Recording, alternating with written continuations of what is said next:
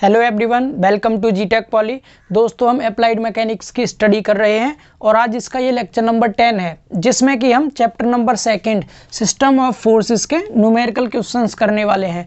जी हाँ दोस्तों, इससे पिछले लेक्चर में हम चैप्टर 2 की थ्योरी कंप्लीट कर चुके थे एंड इस लेक्चर में हम स्टार्ट करने वाले हैं न्यूमेरिकल क्वेश्चंस, जिनमें कि मैंने टॉपिक लिखे हुए हैं आपके सामने कि सेकेंड चैप्टर में कौन कौन से टॉपिक्स पर न्यूमेरिकल क्वेश्चन बनते हैं।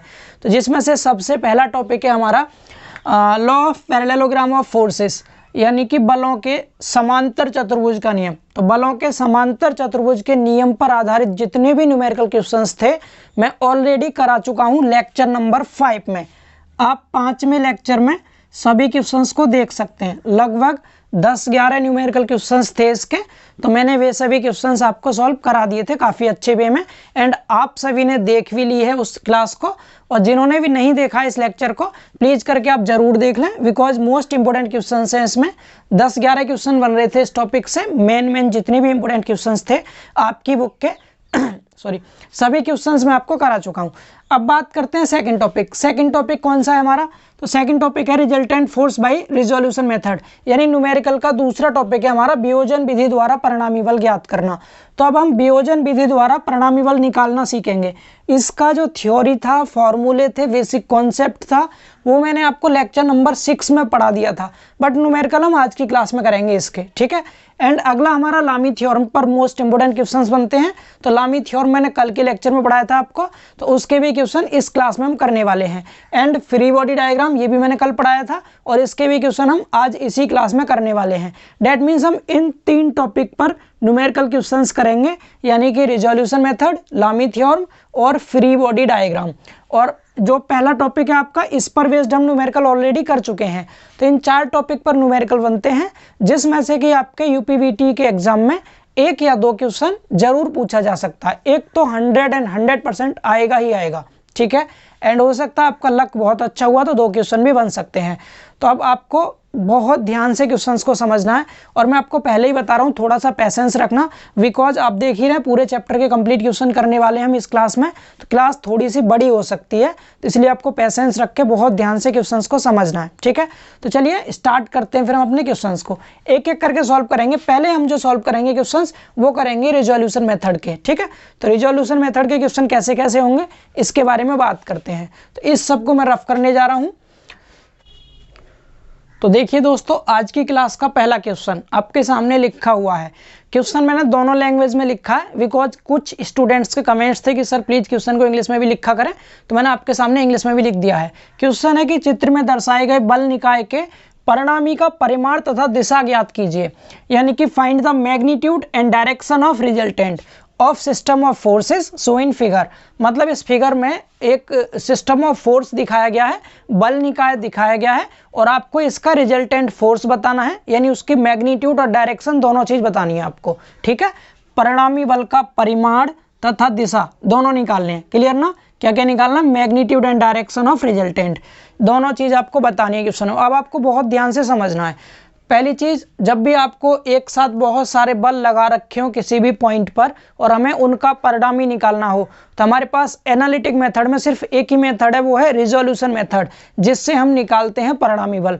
अगर हम समांतर चतुर्भुज के नियम से निकालेंगे तो वो लगता है केवल 2 बलों के लिए, लेकिन यहाँ पर तो 2 से ज़्यादा बल हैं, तो हमारे पास वियोजन विधि है। अब वियोजन विधि से कैसे निकालते हैं ध्यान से समझेंगे। यहाँ आपको किसी मेथड का नाम नहीं लिखना, बल्कि जो बता रहा हूँ सिर्फ उतना काम करना है। पहली चीज़, आप एक चीज़ ध्यान रखना कि क्वेश्चन में आपको क्या दिया है वो देखना है। तो आपको एक सिस्टम ऑफ फोर्सेस दिया है, क्लियर। दूसरी चीज, आपको जो निकालना है उसका फॉर्मूला क्या होता है, तो आपको रिजल्टेंट फोर्स निकालना है। अब आप सामने देखेंगे, अगर आपके सामने इस तरह से कोई सिस्टम ऑफ फोर्स दिया है और आपको आर निकालना हो, आर, तो आर का जो फॉर्मूला होता है दोस्तों वो होता है अंडर रूट में वियोजन विधि वाला बता रहे हैं, सिग्मा एफ एक्स का square plus sigma F Y का स्क्वायर, क्लियर। ये तो आर यानी मैग्नीट्यूड हो गया रिजल्टेंट फोर्स का। अगर डायरेक्शन पूछता है आपसे, डायरेक्शन क्या है, डायरेक्शन, तो डायरेक्शन के लिए हम एल्फा लगाते हैं दोस्तों, एल्फा, और एल्फा का फॉर्मूला होता है tan इनवर्स ब्रैकेट में sigma F Y upon sigma F X, clear ना। तो हमें यहाँ पर क्या चाहिए, बस दो चीज चाहिए, सिग्मा एफ एक्स और सिग्मा एफ वाई। अब इस क्वेश्चन में हम यही निकालने वाले हैं, सिग्मा एफ एक्स और सिग्मा एफ वाई। तो आपको करना क्या है, सबसे पहले सिग्मा एफ एक्स लिख लीजिए, इक्वल लगा दीजिए। सेम नीचे भी आप क्या करेंगे, सिग्मा एफ वाई लिख देंगे और इक्वल लगा देंगे। अब हमें sigma F X sigma F Y निकालना है इस डायग्राम को देख देख के। अब बहुत ध्यान से देखना है, पहला क्वेश्चन है इसलिए आपको अच्छे से समझना है, दूसरा क्वेश्चन आप खुद से भी कर लेंगे अगर आपको एक ही बारी में समझ आ गया तो। सबसे पहली चीज, हमें इसमें जितने भी बल दिए गए हैं ये सभी बलों को दो अक्ष पे बांटना है। एक तो आपकी ये एक्स अक्ष है, ठीक है, दूसरा ये वाला आपका वाई अक्ष होता है। क्लियर। तो जो पहले से एक्स अक्ष और वाई अक्ष पर लगे हुए फोर्स हैं उन्हें देखो कौन से हैं। सिग्मा एफ एक्स का मतलब होता है दोस्तों एक्स एक्सिस पर लगने वाले सभी फोर्सेस का सम मतलब योगफल, जोड़ना। और यहाँ वाई अक्ष पर लगने वाले सभी बलों का योगफल सिग्मा एफ वाई होता है। तो पहले एक्स अक्ष पे कोई बल लग रहा है क्या, इस अक्ष पे कोई बल नहीं लग रहा। वाई अक्ष पे देखें तो वाई अक्ष पे एक लग रहा है, ये वाला। और ऊपर की ओर बाई कैसा होता है, साइन कन्वर्जन सभी को पता होगा, ऊपर बाई प्लस का नीचे माइनस का, इधर एक्स प्लस का इधर माइनस का, सभी को पता है। तो ऊपर की ओर 20 लग रहा है, तो ये 20 जो लग रहा है दोस्तों बाई एक्स पे लग रहा है, तो सीधे बाई वाले में हम 20 लिख देंगे, ऊपर की ओर प्लस का साइन लगाते नहीं है। क्लियर हुआ इतना। तो इसका तो काम हो गया खत्म। अब आपको बाकी ये 4 बल बचे हुए हैं। अब इन 4 बलों का दोस्तों हमें करना होगा घटक, जिसे हम कंपोनेंट कहते हैं, बिकॉज सिग्मा एफ एक्स और सिग्मा एफ वाई में हमें कंपोनेंट करने होते हैं। सबसे पहले हम इस बल का करते हैं, एक एक करके सभी के कंपोनेंट करेंगे। पहले हम इसका करते हैं कंपोनेंट। अब देखिए जब हम इसका कंपोनेंट करेंगे तो ये कौन से चतुर्थांश में है, ये फर्स्ट क्वाड्रेंट में है, यानी यहाँ पर लगा हुआ है बल ऐसे, ठीक है। यहाँ से एंगल कितना है दोस्तों, ये 25 डिग्री का एंगल है, बहुत ध्यान से समझना, ठीक है। 10 न्यूटन का बल था। अब जब हम इसका कंपोनेंट करेंगे तो एक कंपोनेंट तो इसका इधर आएगा एक्स अक्ष की तरफ, एक कंपोनेंट इधर आएगा वाई अक्ष की तरफ, ठीक है। और मैंने आप सभी को बताया था कि ये जो फोर्स है जिस अक्ष के साथ एंगल बनाता है उस पर तो कॉस लेते हैं और उसके अलावा दूसरे पर साइन लेते हैं। मतलब यहाँ पर कितना आ जाएगा, ये यहाँ पर आ जाएगा 10 लिखा हुआ है, 10 कॉस कितना एंगल है 25, तो 10 कॉस 25। दूसरे पे क्या आएगा साइन, तो 10 साइन 25। ये समझ आ रहा है आप सभी को। तो एक्स अक्ष कौन सा, ये वाला एक्स अक्ष होता है।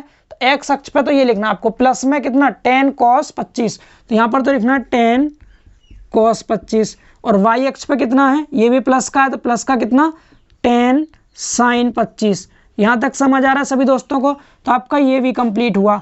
अब आते हैं ये 3 बचे, अब इसके कंपोनेंट करते हैं। अगर आप समझ चुके हो तो मैं डायरेक्ट समझाने की कोशिश करता हूँ, यहीं से देखिएगा। इसका एक घटक तो जाएगा इस वाले एक्सिस पर, एक्स अक्ष की बाईं तरफ यानी कि माइनस की तरफ, और एक घटक जाएगा इस साइड ऊपर की ओर। मतलब इस बार जो फोर्स लगा हुआ है दोस्तों, वो फोर्स किधर लगा हुआ है, इस बार फोर्स आपका इधर है, सेकंड क्वाड्रेंट में इधर लगा हुआ है। और जो एंगल बन रहा है वो बाई एक्स के साथ बन रहा है यहाँ पर 40 डिग्री का। समझ पा रहे हैं। तो एक कंपोनेंट तो इसका इधर आएगा, इधर माइनस की तरफ, एक्स अक्ष पे तो माइनस की तरफ आएगा, एक वाई एक्स पे आएगा। तो जिसके साथ कोण बन रहा है उस पर कॉस लेते हैं, तो इस पे लेंगे कॉस। इसकी वैल्यू कितनी 25 है, ये 25 न्यूटन। तो यहाँ तो कितना आएगा, ये 25 कॉस एंगल कितना 40, तो 40 डिग्री। और इस पे कितना आएगा, इस पे 25 साइन 40। समझ पा रहे हैं सभी। तो एक्स अक्ष वाला कौन सा, एक्स अक्ष वाला ये वाला साइन वाला। तो साइन पे कैसा माइनस आ रहा है, तो एक्स अक्ष पे माइनस लेंगे, कितना है 25 साइन 40। और वाई अक्ष पे कैसा था, प्लस था, ऊपर की ओर है तो प्लस ले लिया, 25 कॉस 40। समझ पा रहे हैं सभी को, समझ आ रहा है। इसी तरह अब इन दोनों के करेंगे, मैं बिना डायग्राम बनाए डायरेक्ट करता हूं आपके सामने, ध्यान से देखिएगा। ये फोर्स भी कंप्लीट हुआ हमारा। अब आते हैं इस पर। अगर आप इसको देखें 30 को, तो ये इसके साथ बना रहा है, किसके, एक्स अक्ष के साथ एंगल बना रहा है। तो एक्स अक्ष पे क्या लेंगे, कॉस लेंगे, कॉस। तो 30 कॉस 65 हो जाएगा एक्स अक्ष की तरफ। समझ पा रहे हैं। अब एक्स अक्ष इधर कैसा होता है, माइनस का होता है, तो एक्स अक्ष वाले पर माइनस लिखेंगे, कितना 30 कॉस 65, ठीक है। और बाई पर भी नीचे इसका एक घटक इधर आ गया, दूसरा यहाँ आएगा बाई पे, बाई नीचे माइनस होता है, माइनस लगाएंगे, कितना 30 साइन 65 आएगा, 30 साइन 65। यानी जिसके साथ एंगल नहीं बनाता है उस पर साइन लेते हैं। समझ आ रहा सभी को। अगला है आपका ये वाला 40 वाला। अब आप इसके करेंगे, इसका भी कंपोनेंट हम कर चुके। अब आगे लास्ट वाला ये, इसके कंपोनेंट करेंगे तो एक तो इसका घटक इधर आएगा, एक इसका घटक इधर जाएगा। तो बाई पे तो माइनस होगा नीचे की, और एक्स पे प्लस होगा, बिकॉज इधर एक्स प्लस का रहता है। तो एक्स वाले में तो आप लिख देंगे क्या, प्लस, बाई वाले में लिख देंगे माइनस। इतना समझ आ रहा है, बिकॉज नीचे आएगा। अब जिसके साथ एंगल बन रहा है उस पर कॉस लेंगे, तो ये एंगल किसके, बाई एक्स के साथ है, तो 40 कॉस 55 बाई पर ले लिया। इस पर साइन आएगा, साइन, बिकॉज जिसके साथ एंगल होता है उस पर कॉस, दूसरे पर साइन लेते हैं, तो इस पर आ जाएगा 40 साइन 55। यहाँ तक समझ आया सभी को। अब कैलकुलेटर में टाइप करके इसकी वैल्यू निकाल दीजिए कितनी आ रही है। तो इसको मैं आपके सामने कैलकुलेटर से टाइप करके दिखाता हूँ कि इसकी कैलकुलेशन क्या आ रही है। ये कैलकुलेटर मैंने आपको चलाना सिखा रखा ऑलरेडी, आप सबकी डिमांड पर मैंने एक वीडियो बनाई थी, जिन्होंने ना देखी हो डिस्क्रिप्शन में लिंक मिल जाएगा, उसे जरूर देख लें। जो लिखा है सेम टू सेम टाइप कर दो पूरा। कितना लिखा है, 10 cos 25 minus 25 sine 40 minus 30 cos 65 फिर प्लस 40 साइन 55 इक्वल किया मैंने, तो 13.08 आ रहा है प्लस का, 13.08। इतने न्यूटन आ गई किसकी वैल्यू, सिग्मा एफ एक्स की वैल्यू। सेम हम निकालेंगे सिग्मा एफ वाई की वैल्यू। इसकी टाइप कीजिए, 20 टाइप कर दिया, फिर प्लस का चिन्ह, 10 साइन 25 फिर प्लस 25 कॉस 40 माइनस 30 साइन 65, इसके बाद माइनस 40 कॉस 55 इक्वल किया। ये माइनस में आ रहा है, माइनस में 6.75499, तो 75 लिख देता हूँ मैं सिर्फ, ठीक है। इतने न्यूटन। सिग्मा एफ एक्स निकल गया, सिग्मा एफ वाई निकल गया। ये सभी को समझ आया। अब आपका बस कितना काम रह गया, इन दोनों की वैल्यू उठा के यहाँ रखनी है इन फॉर्मूलों में, ठीक है। तो सिग्मा एफ एक्स और सिग्मा एफ वाई जो निकाला है, एक बार आप इसका स्क्रीनशॉट ले लीजिए, फिर मैं यहाँ वैल्यू पुट करके आपको आंसर दिखाता हूँ। अब मैं यहाँ पर वैल्यू रख रहा हूँ, तो रूट में सिग्मा एफ एक्स कितना आया है, 13.08, तो 13.08 का स्क्वायर कर देंगे हम, प्लस सिग्मा एफ वाई कितना आया है, माइनस में 6.75, इसका स्क्वायर। क्लियर। तो इसकी वैल्यू यहाँ से मिल जाएगी हमें। तो आर की जो वैल्यू आएगी यहाँ से निकालने पर, मैं आपके सामने निकाल के दिखाता हूँ। सबसे पहली चीज़ आपको क्या करना है, रूट लगाना है। रूट लगा दिया, फिर ब्रैकेट लगाएंगे, एक से ज़्यादा नंबर हो तो। 13.08 का स्क्वायर मतलब एक्स स्क्वायर दबा सकते हैं आप, 13.08 का स्क्वायर कर दिया, एंड फिर प्लस, किसी भी माइनस का स्क्वायर करते हैं प्लस ही हो जाता है। फिर क्या है, 6.75 का स्क्वायर, ब्रैकेट बंद करेंगे, इक्वल कर देंगे। तो ये आ रहा है आपका आर की जो वैल्यू आ रही है दोस्तों, ये मैंने यहाँ लिख दी है 14.718, तो मैं 14.72 लिख सकता हूँ, 72 न्यूटन। एक बार मैं आर का वैल्यू देख लूँ, आंसर हमारा सही आ रहा है या नहीं बुक में। इसका आंसर देखते हैं, तो आंसर आ रहा है आर की वैल्यू बिल्कुल सही आ रहा है, ठीक है, 14.714। क्लियर है, ये बिल्कुल सही आया, ठीक है। यही आंसर आ रहा था हमारा। अब अगर हम इसके अल्फा की वैल्यू निकालेंगे, तो यहाँ पर रखेंगे वैल्यू को, sigma F Y sigma F X की, तो 10 इनवर्स सिग्मा एफ वाई कितना माइनस में आया है, माइनस में 6.75 अपॉन सिग्मा एफ एक्स कितना था, 13.08, ठीक है। अब इसको कैलकुलेट कर लीजिए कितना आ रहा है ये, तो 10 इनवर्स शिफ्ट के साथ 10 दबाएंगे, 10 इनवर्स हो जाता है, ब्रैकेट में माइनस और 6.75 डिवाइड का साइन, फिर 13.08 ब्रैकेट बंद कर दो। तो यहाँ से कितना आ रहा है, माइनस में आ रहा है कितना, 27.29, कितना आ रहा है इसमें, 27.29, बिल्कुल सही आ रहा है। अल्फा जो आया हमारा, अल्फा निकल के कितना है, माइनस में 27.29 डिग्री, ठीक है। ये अब अगर आपसे पोजीशन पूछ ले, आर हमारा बनेगा कहाँ, मैं डायग्राम के थ्रू इसको बना के दिखाऊँ आपको। तो आप यहाँ देखिए, मैं छोटा सा एक डायग्राम बना रहा हूँ। पहली चीज़, हमारा सिग्मा एफ एक्स कैसा आया, पॉजिटिव आया, तो सिग्मा एफ एक्स तो इधर हो गया बिकॉज पॉजिटिव है। सिग्मा एफ वाई नेगेटिव आया, तो सिग्मा एफ वाई नीचे आएगा, क्योंकि इधर एक्स पॉजिटिव होता है, इधर माइनस, इधर वाई पॉजिटिव, इधर वाई माइनस, तो एक्स तो इधर आ गया प्लस का था, Y sigma F Y minus का नीचे आएगा, मतलब इन दोनों के बीच में यहाँ पर आएगा आर। आर हमारा यहाँ होगा और अल्फा एंगल ये वाला होगा। ये समझ आ रहा है आप सभी को, ठीक है। तो ये आपका क्वेश्चन हो चुका है कंप्लीट सॉल्व। कुछ नहीं करना, सिर्फ आर का फॉर्मूला याद रखेंगे और अल्फा का formula, sigma F X sigma F Y component कर करके कैसे निकालते हैं, ये मैंने आपको समझा दिया। दोनों आंसर आ चुके हैं हमारे इस क्वेश्चन के, आपके सामने लिखे हुए हैं। उम्मीद करते हैं क्वेश्चन आपको समझ आ गया होगा। आप इस क्वेश्चन का स्क्रीनशॉट ले सकते हैं, ठीक है। चलिए अब बढ़ते हैं अगले क्वेश्चन की ओर। देखिए दोस्तों, क्वेश्चन नंबर सेकंड, क्वेश्चन मैंने पहले ही लिख दिया जिससे कि आपका टाइम बच सके। क्वेश्चन हिंदी एंड इंग्लिश दोनों लैंग्वेज में है एंड ये क्वेश्चन बहुत इंपॉर्टेंट है बिकॉज ये यूपीवीटी 2003 में पूछा गया है। तो पहले क्वेश्चन को मैं रीड करता हूँ और फिर इसको समझाने की कोशिश करता हूँ, इसमें क्या दिया है, क्या पूछा है, फिर हम इसको सॉल्व करेंगे। ठीक है, क्वेश्चन आप साथ साथ रीड कर सकते हैं। लिखा हुआ है कि एक टेलीफोन के खंभे के ऊपरी सिरे पर 5 तारें क्षैतिज में निम्न तनाव बल लगा रही हैं। मतलब 5 वायर्स हैं कोई, वो अप्लाइड कर रही है tensile force in horizontal at the top of a telephone pole. यानी कोई टेलीफोन का पोल है और उसके ऊपरी सिरे पर 5 हॉरिजॉन्टल वायर्स हैं और वे क्या कर रहे हैं, टेंसाइल फोर्स अप्लाई कर रहे हैं। किस किस तरह से अप्लाई कर रहे हैं, तो पहला दे रखा है 130 न्यूटन पश्चिम की ओर, 100 न्यूटन दक्षिण की ओर, 200 न्यूटन पूर्व की ओर, 150 न्यूटन उत्तर से 60 डिग्री पूर्व की ओर तथा 180 न्यूटन उत्तर पश्चिम की ओर। खंबे पर परिणामी का मान और दिशा ज्ञात करनी है। मतलब यहाँ पर कहा है कि कोई भी एक पोल है और इसके जो टॉप वाला सर्फ, ये वाला टॉप वाला जो इसका जो टॉप है, इस टॉप पर 5 टेंसाइल फोर्स लगे हुए हैं तार के द्वारा। उनकी डायरेक्शन दे रखी है। ठीक है, 130 दे रखा है वेस्ट की तरफ, 100 दे रखा है साउथ की तरफ, 200 दे रखा है ईस्ट की तरफ, 150 दिया है नॉर्थ से 60 डिग्री ईस्ट की तरफ और 180 दिया है नॉर्थ वेस्ट की ओर। तो हमें मैग्नीट्यूड एंड डायरेक्शन बतानी है रिजल्टेंट फोर्स की। ठीक है, तो सबसे पहले हम इसका डायग्राम बनाएंगे बिकॉज क्वेश्चन में डायग्राम नहीं दिया है।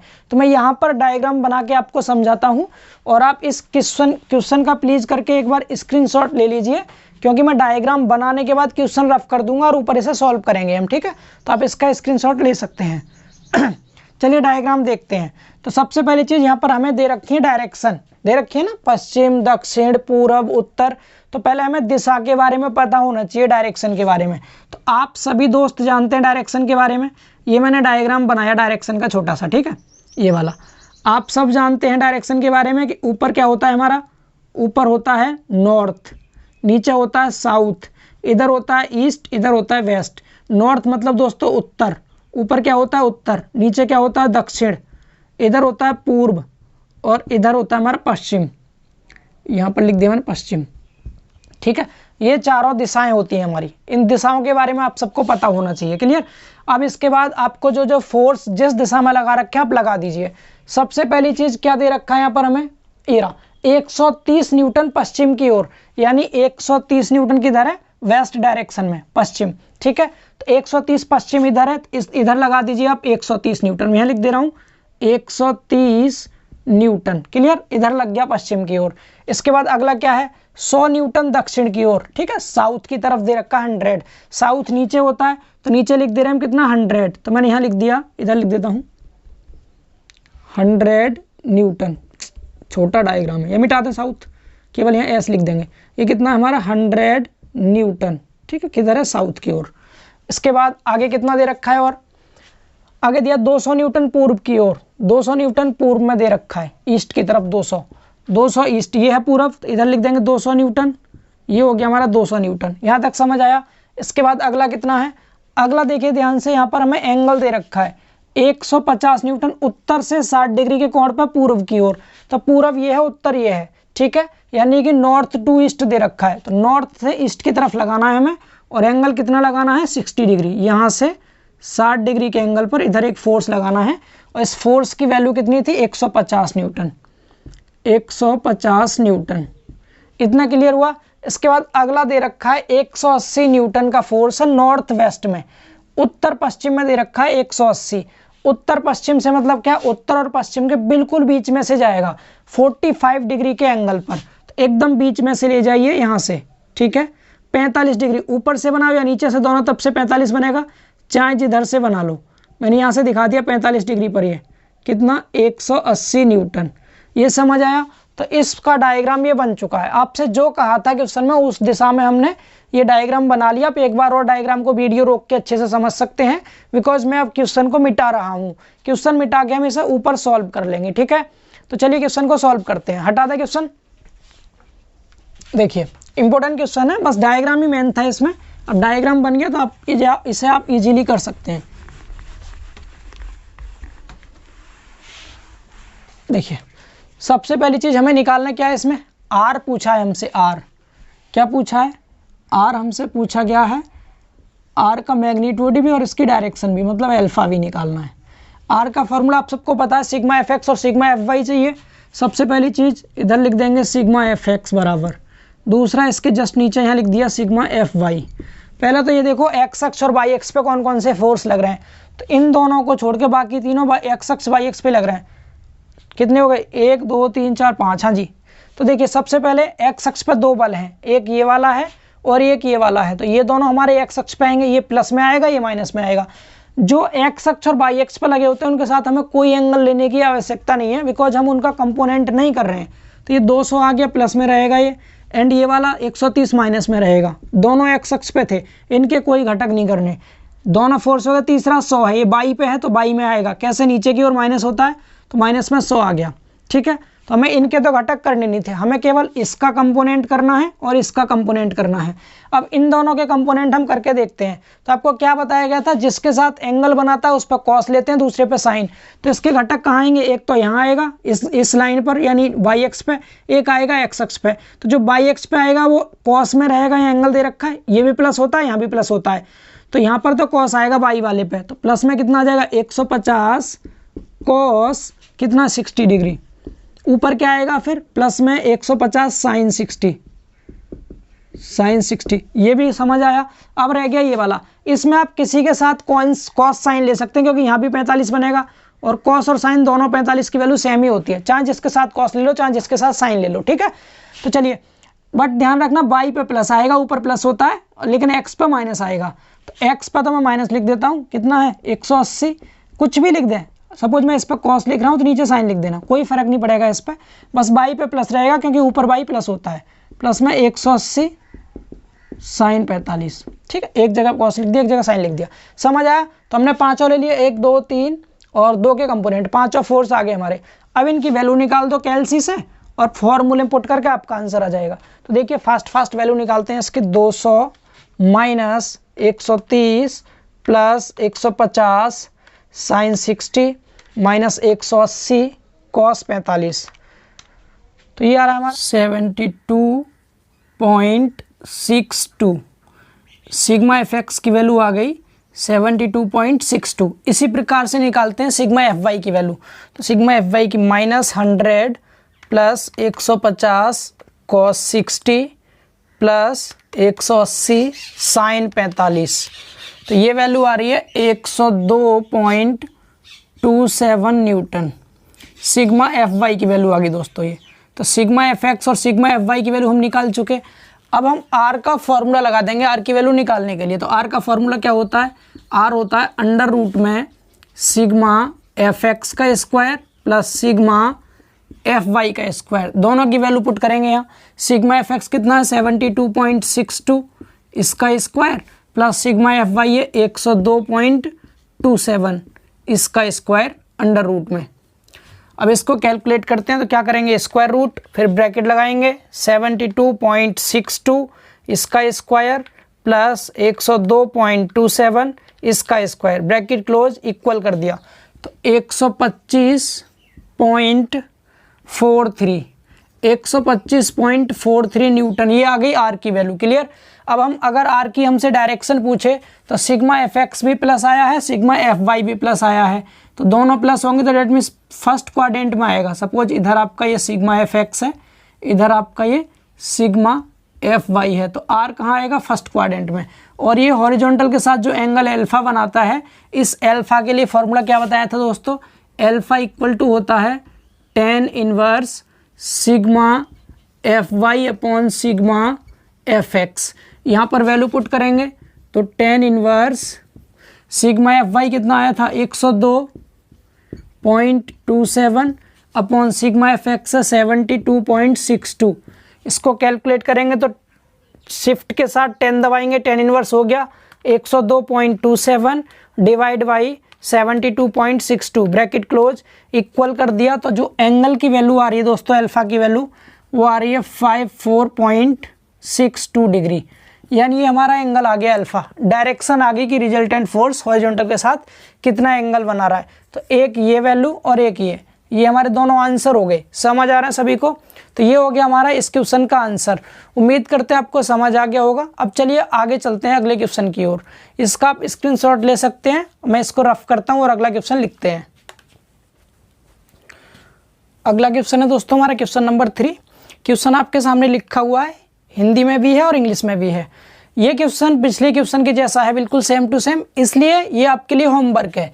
ये सभी को होमवर्क में करना है इस क्वेश्चन को, ठीक है। ये होमवर्क आप एक बार पढ़ सकते हैं, इसका स्क्रीनशॉट ले सकते हैं। बिल्कुल सेम है, वही क्वेश्चन है जो अभी किया था। पहले डायग्राम बनाना इसका डायरेक्शन के हिसाब से, जैसे 200 न्यूटन का फोर्स नॉर्थ ईस्ट डायरेक्शन में लग रहा है, ईस्ट के साथ 30 डिग्री पर। 250 न्यूटन का फोर्स नॉर्थ की तरफ लग रहा है। 300 न्यूटन का फोर्स नॉर्थ वेस्ट की तरफ लग रहा है और 350 न्यूटन का फोर्स साउथ वेस्ट की तरफ लग रहा है, लेकिन वेस्ट के साथ 40 डिग्री पर। और जिसमें कोई एंगल नहीं दिया जाता, केवल नॉर्थ वेस्ट लिख देता है, यानी उत्तर पश्चिम की ओर, तो इसमें 45 डिग्री का एंगल लेते हैं, चाहे जिसके साथ भी ले सकते हैं हम, ठीक है। तो ये जो क्वेश्चन है आपके लिए होमवर्क है, इसमें आपको क्या निकालना था, आर निकालना है और अल्फा निकालना है। आंसर मैंने आपके सामने इस साइड लिख दिए हैं। पहले हम डायग्राम बनाएंगे, फिर सिग्मा एफ एक्स निकालेंगे जिसकी वैल्यू ये आएगी, सिग्मा एफ वाई की वैल्यू, आर की वैल्यू और अल्फा की वैल्यू। आप इसको सॉल्व करते टाइम इन आंसर्स को चेक कर सकते हैं। तो ये आपके लिए होमवर्क है, आप इसका स्क्रीनशॉट ले सकते हैं। तो चलिए मैं इसे रफ करता हूं और मूव करते हैं हम अगले क्वेश्चन की ओर। आई होप सो, उम्मीद करते हैं आप जरूर करके देखेंगे इस क्वेश्चन को एंड पिछले क्वेश्चन के अकॉर्डिंग इसे सॉल्व करेंगे खुद से। क्लियर? अगर आपसे नहीं होता है तो आप मुझसे व्हाट्सएप पर कॉन्टैक्ट करके इसका सॉल्यूशन भी मांग सकते हैं। 97 20 64 88 63 इस नंबर पर कॉन्टैक्ट करके आप इसका सॉल्यूशन ले सकते हैं मुझसे। फिर भी आपके सामने मैंने आंसर लिख दिए हैं, आप करेंगे। आंसर अगर आपके सही आते हैं तो आपका क्वेश्चन सही होगा। क्लियर? चलिए चलते हैं अगले क्वेश्चन की ओर। तो देखिए दोस्तों अगला क्वेश्चन नंबर 4। किसी समषटभुज के एक कोणीय बिंदु पर शेष कोणीय बिंदु की ओर क्रमशः 3√3, 4/2 तथा 1 न्यूटन के बल लग रहे हैं। उनके परिणामी बल का मान व दिशा ज्ञात कीजिए। यानी force is applied on an angular point toward other remaining angular points of a hexagon respectively 3√3, 4/2 and 1 newton. Find their resultant force and direction. मतलब यहाँ पर हमें क्या दिया गया है, कोई एक समषटभुज है, ठीक है। समषटभुज सभी जानते हैं, यानी इक्वल हेक्सागन। हेक्सागन एक ऐसा पॉलीगन होता है जिसकी 6 भुजाएं होती हैं, इसलिए इसको हिंदी में हम समषटभुज कहते हैं, ठीक है, 6 भुजा वाला। तो सबसे पहले यहाँ क्या क्या रखा है ये सभी जानते हैं। इसका डायग्राम कैसे बनता है, एक साइड, दूसरी साइड, तीसरी साइड, चौथी, पांचवी और छठी, इस तरह से ऐसा होता है। क्लियर? हेक्सागन। अब सभी को पता है। अब यहाँ क्या क्या रखा है कि इसके जो हेक्सागन के कोणीय बिंदु हैं 1 2 3 4 5 6, ये 6 कोणीय बिंदु हैं। तो इसमें क्या रखा है, एक कोणीय बिंदु पर, किसी भी एक कोणीय बिंदु को ले लो। सपोज मैंने इसको ले लिया, इस कोणीय बिंदु पर शेष कोणीय बिंदु की ओर ये 5 बल लगे हुए हैं। यानी ये सपोज मैंने पहले कोणीय बिंदु से इस वाले कोणीय बिंदु की तरफ एक बल लगा दिया, यहाँ से इधर लगा दिया दूसरा बल, यहाँ से इधर तीसरा लगा दिया, यहाँ से इधर चौथा लगा दिया और यहाँ से इधर 5वां। इस तरह से ये 5 बल लगे हुए थे, ठीक है, इस तरह से।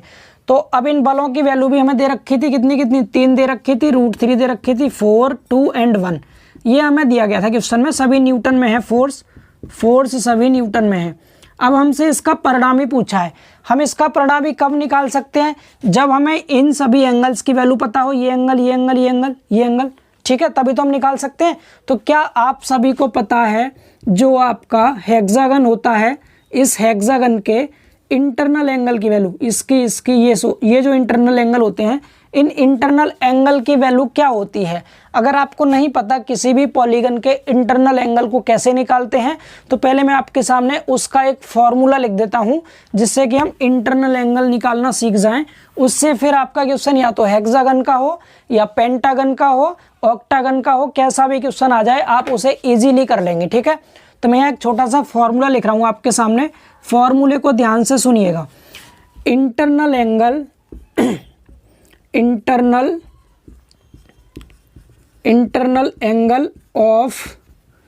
Of equal polygon.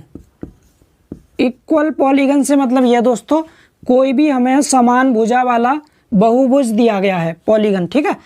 तो किसी भी समान भुजा वाला या सम बहुभुज के जो आंतरिक कोण होते हैं उनकी वैल्यू क्या होती है। तो इसका जो फॉर्मूला होता है दोस्तों, फॉर्मूला सभी याद रखना, 2n minus 4 bracket close, bracket के बाहर 90 डिग्री और अपॉन में n। ये प्रत्येक कोण की वैल्यू निकालने का फॉर्मूला होता है। अगर हमें ईच एंगल निकालना हो तो इससे निकालते हैं प्रत्येक कोण का मान। जैसे हमारे क्वेश्चन में क्या रखा है हमसे, हेक्सागन। हेक्सागन में कितनी साइड होती हैं दोस्तों, 6 साइड होती हैं। यहाँ पर जो n है, यहाँ पर n नंबर ऑफ साइड है। n क्या है, नंबर ऑफ साइड्स, यानी भुजाओं की संख्या है यहाँ पर n। तो हेक्सागन में कितनी भुजा होती है, 6 होती हैं। तो n की वैल्यू अगर हम 6 पुट कर देंगे यहाँ पर n की जगह पर, तो देखिए वैल्यू क्या निकल के आएगी यहाँ से। यहाँ मैंने 6 रखा तो यहाँ हो जाएगा 2 × 6 माइनस 4 × 90 डिग्री अपॉन 6। 6 दूनी 12, 12 में से 4 घटाएंगे 8 बचेगा। 8 का गुणा 9 में कीजिए तो 8 × 72, 720 हो गया। ये 720 बट्टे 6 कर दीजिए तो 6 एकन 6, 6 दूनी 12, 120 आ गया। हेक्सागन के प्रत्येक कोण का मान कितना होता है दोस्तों, 120 होता है। इसी तरह पेंटागन भी निकाल सकते हैं। अगर यहाँ 5 रख देंगे आप तो 5 दूनी 10 हो गया। 10 में से आप 4 घटाएंगे तो 6 बचेगा। 6 का 9 में गुणा कीजिए, 6 × 9 = 54, यानी 540 हो गया। और 540 को जब 5 से भाग करेंगे तो 108 आएगा। ठीक है, तो जो आपका पेंटागन होता है जिसमें 5 भुजाएं होती हैं, जिसमें 5 भुजाएं, उसके प्रत्येक कोण का मान 108 डिग्री होता है। और जिसमें 6 भुजा होती हैं उसके प्रत्येक कोण का मान 120 डिग्री होता है। आप कितनी भी भुजाओं वाला निकाल सकते हैं, बशर्ते उसकी सभी भुजाएं बराबर होनी चाहिए। क्लियर ना। तो चलिए आगे बात करते हैं। तो हमें यहाँ से इस फॉर्मूले की मदद से इतना पता चल चुका है कि हमारा जो हेक्सागन होता है उसके प्रत्येक कोण का मान कितना होता है, 120। क्लियर, प्रत्येक कोण का मान याद रहेगा हेक्सागन का, ईच एंगल मतलब प्रत्येक कोण 120 डिग्री। ठीक है, मैंने इधर लिख दिया है प्रत्येक कोण कितना होता है, 120 डिग्री। अब मैं यहाँ पर आपके सामने डायग्राम बनाता हूँ, देखिए ध्यान से। ठीक, ये है, जस्ट इसके ऊपर यहाँ ले लिया, इसके ऊपर यहाँ ले लिया। ये हो गई भुजा एक,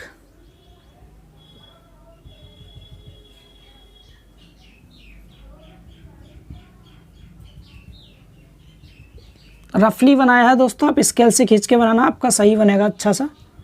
मैंने रफली बनाया है इसलिए इस तरह से बन गया। ठीक है, ये वाला। तो हमारा कोई एक कोणीय बिंदु लिया हमने, सपोज ये ले लिया, इससे इस साइड को लगा दिया एक फोर्स। पहला फोर्स 3 न्यूटन था। इसके बाद दूसरा इस साइड लगा दिया, दूसरा फोर्स इस कॉर्नर की तरफ लगा दिया। ये कोणीय बिंदु था। ये कितना है, √3। ये कितना है, √3 न्यूटन।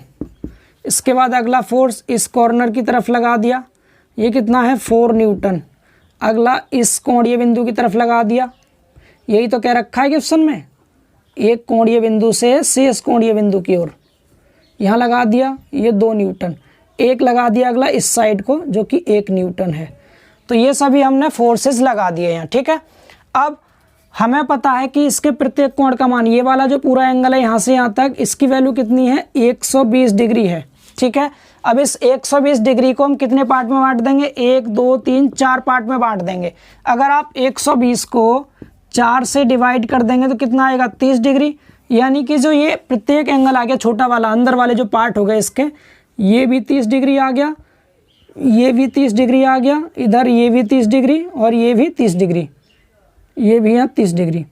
तो 30 डिग्री के एंगल आ गए। अब हमें यहाँ से इस क्वेश्चन के लिए, ये डायग्राम बन चुका है इसका, अब हमें इसका निकालना है आर। जो आपके सामने डायग्राम है दोस्तों, इसका हम आर निकालेंगे। ठीक है, तो आप एक बार इसका स्क्रीनशॉट ले लीजिए जिससे कि मैं क्वेश्चन को मिटा सकूं। ठीक है, तो चलिए मैं क्वेश्चन को रफ करता हूं। और क्वेश्चन आपको समझ आ गया सभी को, क्या कह रखा था, कोई षटभुज था, हेक्सागन था, ये रहा हेक्सागन। ठीक है, आगे क्या रखा था, इसके कोणीय बिंदु पर, एक कोणीय बिंदु ये ले लिया, इस पे 5 बल लगे हुए थे, किधर, शेष कोणीय बिंदु की ओर। कोणीय बिंदु होते हैं जो एंगुलर पॉइंट होते हैं, कोने वाले पॉइंट। एक इधर इस तरह से 5 कोने की तरफ 5 फोर्स लगा दिए। अंदर वाले एंगल हमने निकाल लिए। कैसे निकाले मैंने आपको दिखा दिया ये। अब इसको सॉल्व करके बस हमें निकालना क्या है, इसका आर निकालना है। अब आर निकालने के लिए क्या करना होगा हमें, सिग्मा fx और सिग्मा fy। सबसे पहले हम क्या करेंगे, यहाँ पर सिग्मा fx लिखेंगे, दूसरी लाइन में यहाँ पर सिग्मा fy। एक बार अगर आपको अभी भी समझ नहीं आया सिग्मा fx सिग्मा fy कैसे निकालते हैं, तो फिर से समझ लो बहुत ध्यान से। ठीक है, क्योंकि लास्ट क्वेश्चन है ये इसका रिजोल्यूशन का। इसके बाद हम लामी थ्योरम के क्वेश्चन करेंगे। देखिए ध्यान से कैसे करते हैं। सबसे पहली चीज़ हमें क्या ध्यान रखना है, एक चतुर्थांश खींचना होता है। तो मैं इसमें ही चतुर्थांश खींच लेता हूँ इस तरह से। ये हमारा चतुर्थांश हो गया दोस्तों, ठीक है, ये वाला। तो इसमें एक्स अक्ष पे और वाई अक्ष पे, एक्स अक्ष पे जो फोर्स लग रहा है पहले से ये वाला लग रहा है, इसको तो एक्स अक्ष पे प्लस की तरफ लग रहा है, तो एक्स वाले में लिख देंगे कितना 3 लिख देंगे सिर्फ। इसके साथ साइन कॉस कुछ नहीं लिखेंगे बिकॉज ये अक्ष पर लगा हुआ है। पहला काम होता है हमें इसमें अक्ष पर कौन कौन से फोर्स लगे हुए हैं, एक्सिस पर ये लग रहा है एक और एक ये लग रहा है, 2 लग रहे हैं सिर्फ, ठीक है। बाकी सबके घटक करेंगे, इन दोनों का कोई कंपोनेंट नहीं करना है। एक्स अक्ष पे लगा है तो एक्स वाले में लिख दिया, ये वाई पे लगा है तो वाई वाले में लिख दिया। दोनों प्लस पे लगे हुए हैं, एक्स इधर को प्लस होता है इधर माइनस होता है, वाई ऊपर प्लस होता है नीचे माइनस, तो ये दोनों प्लस की तरफ थे प्लस में ले लिए, इतना क्लियर। अब हमारे ये 3 फोर्स रह गए, इन तीनों के हमें कंपोनेंट करने होंगे। घटक कैसे करते हैं, मैं पहले फोर्स की बात करूं तो पहला फोर्स ये वाला हमारा इधर लगा हुआ है √3, ठीक है, जो कि यहाँ से 30 डिग्री का एंगल बना रहा है, क्लियर ना। तो अगर मैं इसका यहाँ पर कंपोनेंट करूंगा तो जिसके साथ एंगल बनता है उस पर कॉस लेते हैं, आप सभी को बताया था। तो मैं क्या कर दूंगा, इसका √3 कॉस 30 डिग्री हो जाएगा और इस पर क्या आएगा, ये √3 साइन 30 डिग्री आएगा। समझ आ रहा है। तो जिसके साथ एंगल लिया है, अगर आप एंगल इसके साथ लेते तो यहाँ पर 60 डिग्री लेना पड़ता, फिर यहाँ cos 60 आता और यहाँ sin 60 आता, ठीक है। लेकिन हमने क्या लिया, 30 लिया अपना, ये जो दे रखा था 30 यहाँ से आता ये वाला, ये तो x अक्ष के साथ 30 डिग्री का एंगल है तो x पे cos 30 लिखेंगे। तो x वाले पे आ जाएगा कितना, ये वाला, ये भी प्लस होता है इधर भी प्लस होता है, तो प्लस में कितना आएगा ये x वाला √3 cos 30 डिग्री, और यहाँ पर कितना आएगा, यहाँ पर कितना आएगा प्लस में √3 sin 30। यहाँ तक समझ आया, ठीक है। इसके भी कंपोनेंट हम कर चुके। अब आ जाओ 4 न्यूटन वाले पे। 4 न्यूटन वाले की बात करें तो आप एक्स अक्ष के साथ लेंगे एंगल तो यहाँ से यहाँ तक का लेंगे 60 डिग्री, और वाई के साथ लेंगे तो 30, कोई सा भी ले सकते हैं, आंसर दोनों से सेम आएगा, डोंट वरी, ठीक है। तो मैं फिर से क्या कर रहा हूँ, एक्स के साथ ही ले लेता हूँ एंगल को। तो यहाँ से अगर इसका देखें 4 न्यूटन वाले फोर्स का, तो यहाँ से एंगल देखें, यहाँ से तो 60 डिग्री हो गया, 30 और 30 तो ये 60 डिग्री है। तो यहाँ कितना आ जाएगा, ये इसका कंपोनेंट जिसके साथ एंगल बना रहा है उस पर कॉस लेंगे तो 4 cos 60, यहाँ कितना हो जाएगा, ये 4 sin 60। तो x वाले पे कितना लिख देंगे, प्लस में 4 cos 60, और y सिग्मा fy जो आ रहा है y वाले पे कितना है 4 sin 60। यहाँ तक क्लियर हुआ। इसके बाद ये हम ले ही चुके हैं ऑलरेडी, पहले ही 4 हो गए, 5वां ये रह गया। अगर हम इसकी बात करें अगले वाले फोर्स की, जो 1 न्यूटन का फोर्स था, ये पहुंच गया हमारा दूसरे वाले चतुर्थांश में। ये किधर लगा हुआ है, इधर लगा हुआ है यहाँ पर, और इसका एंगल यहाँ से दे रखा, वाई अक्ष से दे रखा है इससे 30 डिग्री। अब ये कितना था, 1 न्यूटन था, मैं इसकी बात कर रहा हूँ, ठीक है, 1 न्यूटन। अगर मैं इसके कंपोनेंट करूंगा तो एक तो इधर आएगा एक इधर आएगा, तो वाई वाला इधर प्लस होता है, एक्स वाला इधर माइनस होता है। तो जिसके साथ कोण बना रहा है उस पर कॉस लेंगे तो कितना आ जाएगा, 1 आएगा, और कॉस कितना 30 डिग्री, इधर क्या आएगा 1 आएगा, और साइन 30 डिग्री। क्लियर हुआ। तो एक्स अक्ष पे कितना है, एक्स अक्ष ये होता है, माइनस में है 1 sin 30, तो एक्स वाले पे -1 sin 30 लिख दिया, और वाई वाले पे कितना प्लस का 1 cos 30। समझ पा रहे हैं, बहुत ईजी है, बस आपको साइन कन्वर्जन पता ही है, इधर प्लस ये माइनस माइनस, कोई भी वाला जिस अक्ष के साथ एंगल बनाएगा उस पर कॉस लिख देंगे, दूसरे पर साइन लिखेंगे, बिल्कुल सिंपल है, इसमें लिखते जाएंगे बारी बारी से, ठीक है। अब क्या करना है आपको, बस कैलकुलेशन कर दीजिए अब इसकी।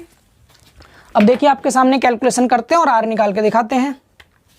पहले है 3, इसको सॉल्व कर रहे हैं, 3 + √3 cos 30 + 4 cos 60 -1 को छोड़ दीजिए sin 30, ये कितना आया 6 आ गया, ये 6 आ रहा है, ठीक है। क्लियर हुआ इतना। आगे देखिए, आगे अगला है 2 + √3 sin 30 + 4 sin 60 + cos 30 7.196 7.196, तो 19 लिख देते हैं। ये भी न्यूटन में था, ये भी न्यूटन में है। मैं एक बार इसका बस वैल्यू देख लूँ, आगे तब कैलकुलेशन करेंगे। सिग्मा fx और सिग्मा fy, सिग्मा fx आ रहा है 6 और सिग्मा fy 7.196, बिल्कुल सही है, 7.196 लिखा हुआ है, कोई बात नहीं, हम 2 प्लेस तक लिख देते हैं। सिग्मा fx और सिग्मा fy आ गया। r निकालना है तो r का फॉर्मूला आप सभी को पता है क्या होता है, सिग्मा fx का स्क्वायर एन प्लस में सिग्मा fy का स्क्वायर। यहाँ तक समझ आया। वैल्यू पुट कर दीजिए r निकालने के लिए, सिग्मा fx 6 आया था तो 6 का स्क्वायर प्लस सिग्मा fy कितना 7.19 इसका स्क्वायर कर दिया, वैल्यू निकालेंगे तो अंडर रूट में ब्रैकेट लगा के 6 का स्क्वायर प्लस 7.19 का square bracket close equal to 9.36 आ गया आर की वैल्यू। ठीक है, सिग्मा एफ एक्स भी प्लस का था, सिग्मा एफ वाई भी प्लस का था। डेट मीन्स क्या हो गया कि सिग्मा एफ एक्स प्लस का इधर होता है, सिग्मा एफ वाई इधर होता है। सिग्मा एफ एक्स ये है और सिग्मा एफ वाई है, तो आर इसके बीच में यहाँ आएगा आर, और एल्फा एंगल निकालना है हमें। तो एल्फा निकालने के लिए आप सभी जानते हैं एल्फा इक्वल टू क्या होता है, tan inverse sigma F Y upon sigma F X. Value put करेंगे यहाँ पर, tan inverse sigma F Y 7.19 है, सिग्मा एफ एक्स 6 है। अब मैं इसको सॉल्व करता हूँ आपके सामने, तो कितना आ रहा है, शिफ्ट के साथ tan इनवर्स हो गया 7.19 डिवाइड बाई 6, तो 50.15 डिग्री। ठीक है, तो ये आ गया आपका अल्फा की वैल्यू। तो डायरेक्शन निकल गई, आर निकल गया, दोनों आंसर निकल चुके हैं हमारे, आंसर दोनों आ गए दोस्तों। सभी को समझ आ गया। आप देख ही रहे हैं दोस्तों कितने बड़े बड़े क्वेश्चंस हैं, डायग्राम भी बनाना पड़ रहा है, फिर आपको प्रत्येक चीज़ में समझा भी रहा हूँ, देन कैलकुलेशन भी आपके सामने करके दिखा रहा हूँ, और हम आफ्टर ऑल आंसर तक जा रहे हैं क्वेश्चन को लेके, इसीलिए क्लास थोड़ी सी बड़ी हो जा रही है। फिर भी मैं काफ़ी कोशिश कर रहा हूँ जल्दी जल्दी करने की, तो प्लीज़ करके आप बिल्कुल स्किप ना करें, अच्छे से समझ लें, बिकॉज ये सभी क्वेश्चन आपके एग्जाम में जरूर पूछे जाएंगे, इनमें से कोई सा एक क्वेश्चन आएगा ही आएगा, बिकॉज मैंने एक भी क्वेश्चन स्किप नहीं किया, सारे क्वेश्चन आपके सामने में कर रहा हूँ। ठीक है, जो भी क्वेश्चन सेम लगता है मैं आपको होमवर्क में दे देता हूँ कि आप घर से करके देख लीजिएगा, आंसर साथ लिख करके। तो प्लीज़ वीडियो को लाइक भी करें आप, और शेयर सब्सक्राइब सब कर लें। चलिए अब चलते हैं अगले क्वेश्चन की ओर। तो आपके रिजोल्यूशन मेथड के 4 क्वेश्चन हो गए, एक होमवर्क के लिए 3 मैंने सॉल्व कर दिए। अब इसके बाद लामी थ्योरम के क्वेश्चन देखते हैं, तो पहले इसको रफ करते हैं एंड फिर देखेंगे हम लामी थ्योरम के क्वेश्चंस। तो देखिए दोस्तों, अगला क्वेश्चन हमारा क्वेश्चन नंबर 5। अब क्वेश्चन नंबर 5 से हमारे लामी थ्योरम के क्वेश्चन स्टार्ट हो जाएंगे, बिकॉज लामी थ्योरम आप सभी को पता है, लामी थ्योरम हम वहाँ पर अप्लाई करते हैं जहाँ पर किसी भी बॉडी पर 3 फोर्स एक्ट करते हैं। ठीक है, तो देखिए इसमें क्या लिखा है क्वेश्चन में कि एक 200 न्यूटन भार का पिंड 2 रस्सियों द्वारा लटका हुआ है, जैसा कि चित्र में दर्शाया गया है। दोनों रस्सियों में तनाव ज्ञात कीजिए। इंग्लिश में लिखा है a body of 2 Newton wait is hung by 2 strings, so in figure find out tension in both strings. यानी यहाँ पर क्या कह रखा है, ये कोई बॉडी थी जो कि जिसका वेट 200 न्यूटन है, ये एक रस्सी इधर जा रही है, एक रस्सी इधर जा रही है, इन दोनों रस्सियों के द्वारा इसको ए और सी पॉइंट पे बांध रखा है अच्छे से। ठीक है, समझ पा रहे हैं, और ये नीचे को लटका हुआ है। तो आपसे कहा है कि इस रस्सी में और इस रस्सी में टेंशन कितना होगा, तनाव कितना होगा, ये बताइए। और ये बहुत इंपॉर्टेंट क्वेश्चन है, यूपीवीटी 2006 के एग्जाम में ये पूछा गया था, आप सॉल्व पेपर में भी देख सकते हैं, क्वेश्चन मिल जाएगा आपको देखने को ये, एंड बहुत आसान क्वेश्चन है, पूरे 5 नंबर में आया था। ठीक है, तो चलिए इसको सॉल्व करते हैं। अब लामी थ्योरम में जितने भी हम क्वेश्चंस करने वाले हैं, या इस तरह के बॉडी वाले जितने भी क्वेश्चन आएंगे, उन सभी क्वेश्चंस में सबसे पहले हमें आना चाहिए फ्री बॉडी डायग्राम बनाना। तो लास्ट लेक्चर जब मैंने आपको कराया था थ्योरी वाला, तो उसमें लामी थ्योरम और फ्री बॉडी डायग्राम दोनों एक ही लेक्चर में समझाया था, और बहुत बड़ा लेक्चर नहीं था, मुश्किल से 20-25 मिनट का लेक्चर होगा। तो प्लीज़ करके आप सभी से रिक्वेस्ट है, इन क्वेश्चंस को करने से पहले एक बार आप वहाँ जरूर देख लें, ताकि दोबारा यहाँ देखें तो आपको बहुत ईजी वे में समझ आ सके। फिर भी मैं आपको यहाँ पर फ्री बॉडी डायग्राम और लामी थ्योरम दोनों साथ साथ क्वेश्चन के साथ साथ बताऊंगा। ठीक है, सबसे पहले हमें कोई भी इस तरह से डायग्राम दिया गया हो तो हम उसका पहले फ्री बॉडी डायग्राम बनाते हैं। फ्री बॉडी डायग्राम कैसे बनाते हैं तो मैंने आप सभी को बताया था। सबसे पहले हम क्या करते हैं, एक चतुर्थांश खींचते हैं। ठीक है, क्या करते हैं, एक चतुर्थांश खींचते हैं, क्वाड्रेंट खींच लेते हैं एक हम इस तरह से। हमने क्वाड्रेंट खींच लिया कोई भी एक, ये चतुर्थांश बना लिया। और मैंने आप सभी को बताया था जो बॉडी है हमारी, इस बॉडी को हम यहाँ पर कहाँ पर, सेंटर पर रख देते हैं। ये बॉडी हो गई हमारी, जिसका वेट 200 न्यूटन था, हमने सेंटर पर रख दिया। इसका वेट मैंने बताया था, प्रत्येक बॉडी का वेट हमेशा नीचे को डाउनवर्ड एक्ट करता है, नीचे की ओर कार्य करता है हर एक बॉडी का वेट, क्योंकि जो अर्थ है उसका ग्रेविटेशनल फोर्स उसको अपनी तरफ खींचता है, इसलिए प्रत्येक बॉडी का भार नीचे की ओर काम करेगा। तो इसका वेट भी कहाँ काम करेगा, नीचे की ओर। तो यहाँ पर हमने क्या किया, इसका भार दिखा दिया, जो कि क्वेश्चन में दिया था 200 न्यूटन। ये 200 न्यूटन इसका भार हो गया। यहाँ तक समझ आ रहा है दोस्तों। एंड एक रस्सी हमारी इस साइड को जा रही है, तो मैं इस रस्सी को इधर ले जाता हूँ। ये गई हमारी एक रस्सी। ठीक है, इस रस्सी में टेंशन बताना है, तो मैं यहाँ पर टी ए लिख दे रहा हूँ, बिकॉज ये ए वाली रस्सी थी। समझ पा रहे हैं, टी ए से मतलब क्या होगा, यहाँ पर टी ए से मतलब है दोस्तों टेंशन इन ए स्ट्रिंग, यानी स्ट्रिंग ए में टेंशन हो गई है। अब अगर एंगल की बात करें तो आप खुद देखिए, ये एंगल इस रस्सी का वर्टिकल के साथ एंगल है, ये ऊर्ध्वाधर लाइन है, ऊर्ध्वाधर के साथ 45 है, तो यहाँ पर भी हम, ये ऊर्ध्वाधर है हमारा, तो इसके साथ दिखाएंगे इसका 45 एंगल, ठीक है, 45 डिग्री। इसको सीधा खींच देते हैं इस तरह से, यहाँ पर कितना 45 डिग्री। ध्यान रखना है बस आपको, जो रस्सी है ये ऊर्ध्वाधर से एंगल बना रही है या हॉरिजॉन्टल से, तो वर्टिकल से था, हमने भी वर्टिकल से एंगल दिखा दिया 45।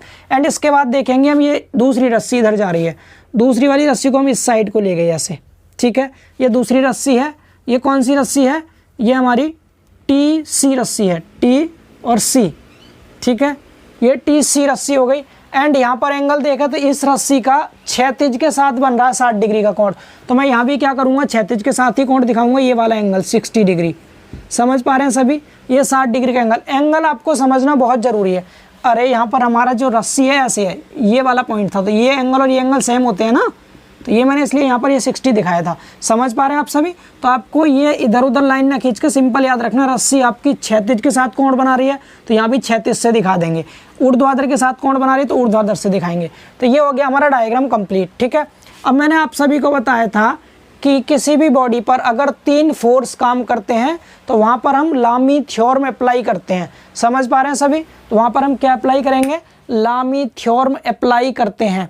क्लियर, तो चलिए लामी थ्योरम, अब हमारा इसका फ्री बॉडी डायग्राम ये बन चुका है। क्वेश्चन का आप स्क्रीनशॉट ले लीजिए जिससे कि मैं क्वेश्चन मिटा के अब सॉल्व कर सकूं। तो मैं इस क्वेश्चन को रफ करता हूं और इसका सॉल्यूशन देखिए, बहुत आसान सॉल्यूशन है। फ्री बॉडी डायग्राम भी सीख गए आप, अब इसका लामी थ्योरम का यूज करेंगे। तो यहाँ लिख देंगे बाई लामी थ्योरम, बाई लामीज थ्योरम, यानी लामी की प्रमेय द्वारा। लामी की प्रमेय क्या कहती है, यदि किसी पॉइंट पे 3 फोर्स काम करते हैं तो प्रत्येक फोर्स शेष दोनों फोर्स के बीच के कोण की साइन के समानुपाती होता है। मतलब अगर मैं यहाँ बात करूँ TA की, तो हमारा TA इसके अपोन में आएगा साइन, मैंने आपको फॉर्मूला भी बताया था, साइन TA के लिए इन दोनों के बीच का एंगल, किस किस के, TC और 200 के बीच का, तो 60 तो ये है, और दोस्तों ये कितना होगा, यहाँ से यहाँ तक 90 ये होगा। अब 90 और 60 दोनों को जोड़ लीजिए तो कितना हो जाएगा, ये sine 90 plus 60 degree. I hope so इतना समझ आ रहा होगा। एंड अगर बात करें TC की, तो TC अपॉन TC के लिए इन दोनों के बीच का एंगल, दोनों के बीच के एंगल की बात करें तो यहाँ से यहाँ तक ये वाला कितना होगा, बिकॉज टोटल यहाँ से यहाँ तक 90 होता है तो ये 45 है, ऊपर ये भी 45 होगा, 45 ये है और 90 ये है। समझ पा रहे हैं, तो हमें 90 प्लस 45 यही तो होगा इन दोनों के बीच का एंगल, कितना हो जाएगा, साइन 90 प्लस 45। उम्मीद करते हैं इतना समझ आ रहा होगा आप सभी को, ठीक है। इक्वल टू तीसरा फोर्स कौन सा, 200 न्यूटन, अगला लिख दिया 200। अब इसके नीचे कितना आएगा, साइन 200 के लिए इन दोनों के बीच का एंगल 45 दोस्तों ये है। अब देखो टोटल यहाँ से यहाँ तक 90 होगा, ये 90 में से 60 निकाल दो, ये कितना बचेगा, ये वाला, ये बचा 30, और इसके बीच का कितना, 30 और 45, तो 30 प्लस 45, या लिख दो 45 प्लस 30, एक ही मतलब है, ठीक है। सभी को समझ आया, तो मैं इसको लिख सकता हूँ कितना, TA अपॉन में साइन 90 और कितना हो गया, 150 हो गया ये, इक्वल टू TC अपॉन में साइन 135 हो गया ये, 135 इक्वल टू 200 अपॉन में साइन कितना हो गया, 30 और 45 75 हो गया, 75। इतना समझ आया। हमें TA और TC की वैल्यू निकालनी है तो हम दो फैक्टर लेंगे, हमें इसकी वैल्यू पता है, TA की निकालनी तो इसको और इसको बराबर रख देंगे, ठीक है। TA निकालने के लिए मतलब TA अपॉन में साइन 150 इक्वल टू 200 अपॉन में साइन 75। क्लियर, इस 150 को इस साइड लाएंगे, नीचे था इधर जाके ऊपर पहुंच जाएगा ये, तो यहाँ से TA की वैल्यू क्या आ जाएगी दोस्तों, TA इक्वल टू आ गया 200 साइन 150 अपॉन साइन 75। समझ आया सभी को, यहाँ से इसको कैलकुलेट करेंगे TA मिल जाएगा। तो मैं साथ साथ कैलकुलेट भी कर देता हूँ, 200 लिखिए, 200 लिख दिया, साइन लिखेंगे 150 लिख दिया, डिवाइड का साइन लगाएंगे, साइन 75 लिख दिया, इक्वल कर दिया, 103.52 आ रहा है ये, 103.527, तो 53 लिख देता हूँ मैं, इतना न्यूटन आ गया। क्लियर, तो ये हो गया हमारा पहला आंसर, पहली रस्सी में टेंशन आ गया। दूसरी रस्सी में निकाल रहा हूँ, इधर वाला डायग्राम रफ कर रहा हूँ मैं, ये वाला डायग्राम। अब अगर मुझे दूसरी वैल्यू निकालनी है TC की, तो TC और इन दोनों को लेके चलेंगे साथ में, तो TC upon sine 135 equal to 200 upon sine 75। 135 इधर आ जाएगा यहाँ से, तो टी सी इक्वल टू हो जाएगा 200 साइन 135 अपॉन में साइन 75। ठीक है, अब इसको भी हम कैलकुलेट कर लेंगे इजीली, कैलकुलेटर से इसको कैलकुलेट करेंगे। कैलकुलेटर अलाउ होता है, डोंट वरी, और आपको मैंने चलाना सिखा रखा है। ठीक है, आप वीडियो देख सकते हैं, प्लेलिस्ट में मिल जाएगी आपको वीडियो। साइन 75 146.41 146.41 न्यूटन, ये हमारा दूसरी रस्सी में तनाव आ गया। तो हम दोनों रस्सियों में टेंशन निकाल चुके दोस्तों। बहुत आसान सा क्वेश्चन था, हमसे यही पूछा गया था, और ये क्वेश्चन 5 नंबर में पूछा गया था। कितना आसान क्वेश्चन था सोचिए, डायग्राम बनाना था, फॉर्मूला अप्लाई करना था, पहला फोर्स दूसरा फोर्स, दोनों टेंशन निकल गए। ये हो गया हमारा आंसर। क्लियर हुआ सभी को? तो चलिए आप इसका सॉल्यूशन का स्क्रीनशॉट ले लीजिए एंड फिर इसके बाद आगे देखते हैं नेक्स्ट क्वेश्चन। तो देखिए दोस्तों, अगला question, question number 6। Question number 6 आपके सामने लिखा हुआ है, साथ साथ आप रीड कर सकते हैं कि एक जिब क्रेन, यानी जिब क्रेन चित्र में दर्शाई गई है। जिब की लंबाई 10 मीटर है एंड यह 800 न्यूटन के भार को संभालता है। तानछड़ में तनाव और जिब में दाब बल ज्ञात कीजिए। ठीक है, इंग्लिश में बोले तो ए जिब क्रेन शो इन फिगर, यानी फिगर में एक जिब क्रेन दिखाई गई है। लेंथ ऑफ जिब इज 10 मीटर, ये जो जिब है यहाँ से यहाँ तक, इसकी लेंथ दे रखी है 10 metre and it's carry 800 newton load, ये 800 न्यूटन लोड को कैरी करता है। And find out the tension in tie rod and pressure force in jib, यानी कि आप सभी ने जेसीबी देखी है ना, जेसीबी को यहाँ पर जिब क्रेन कहा गया है। तो जेसीबी में ये वाला जो इसका पोर्शन उठा हुआ होता है, जो कि वेट को उठाता है, तो ये तो जिब हो गया। ठीक है, और पीछे एक रॉड जो लगी होती है टाई रॉड, एक ये टाई रॉड है।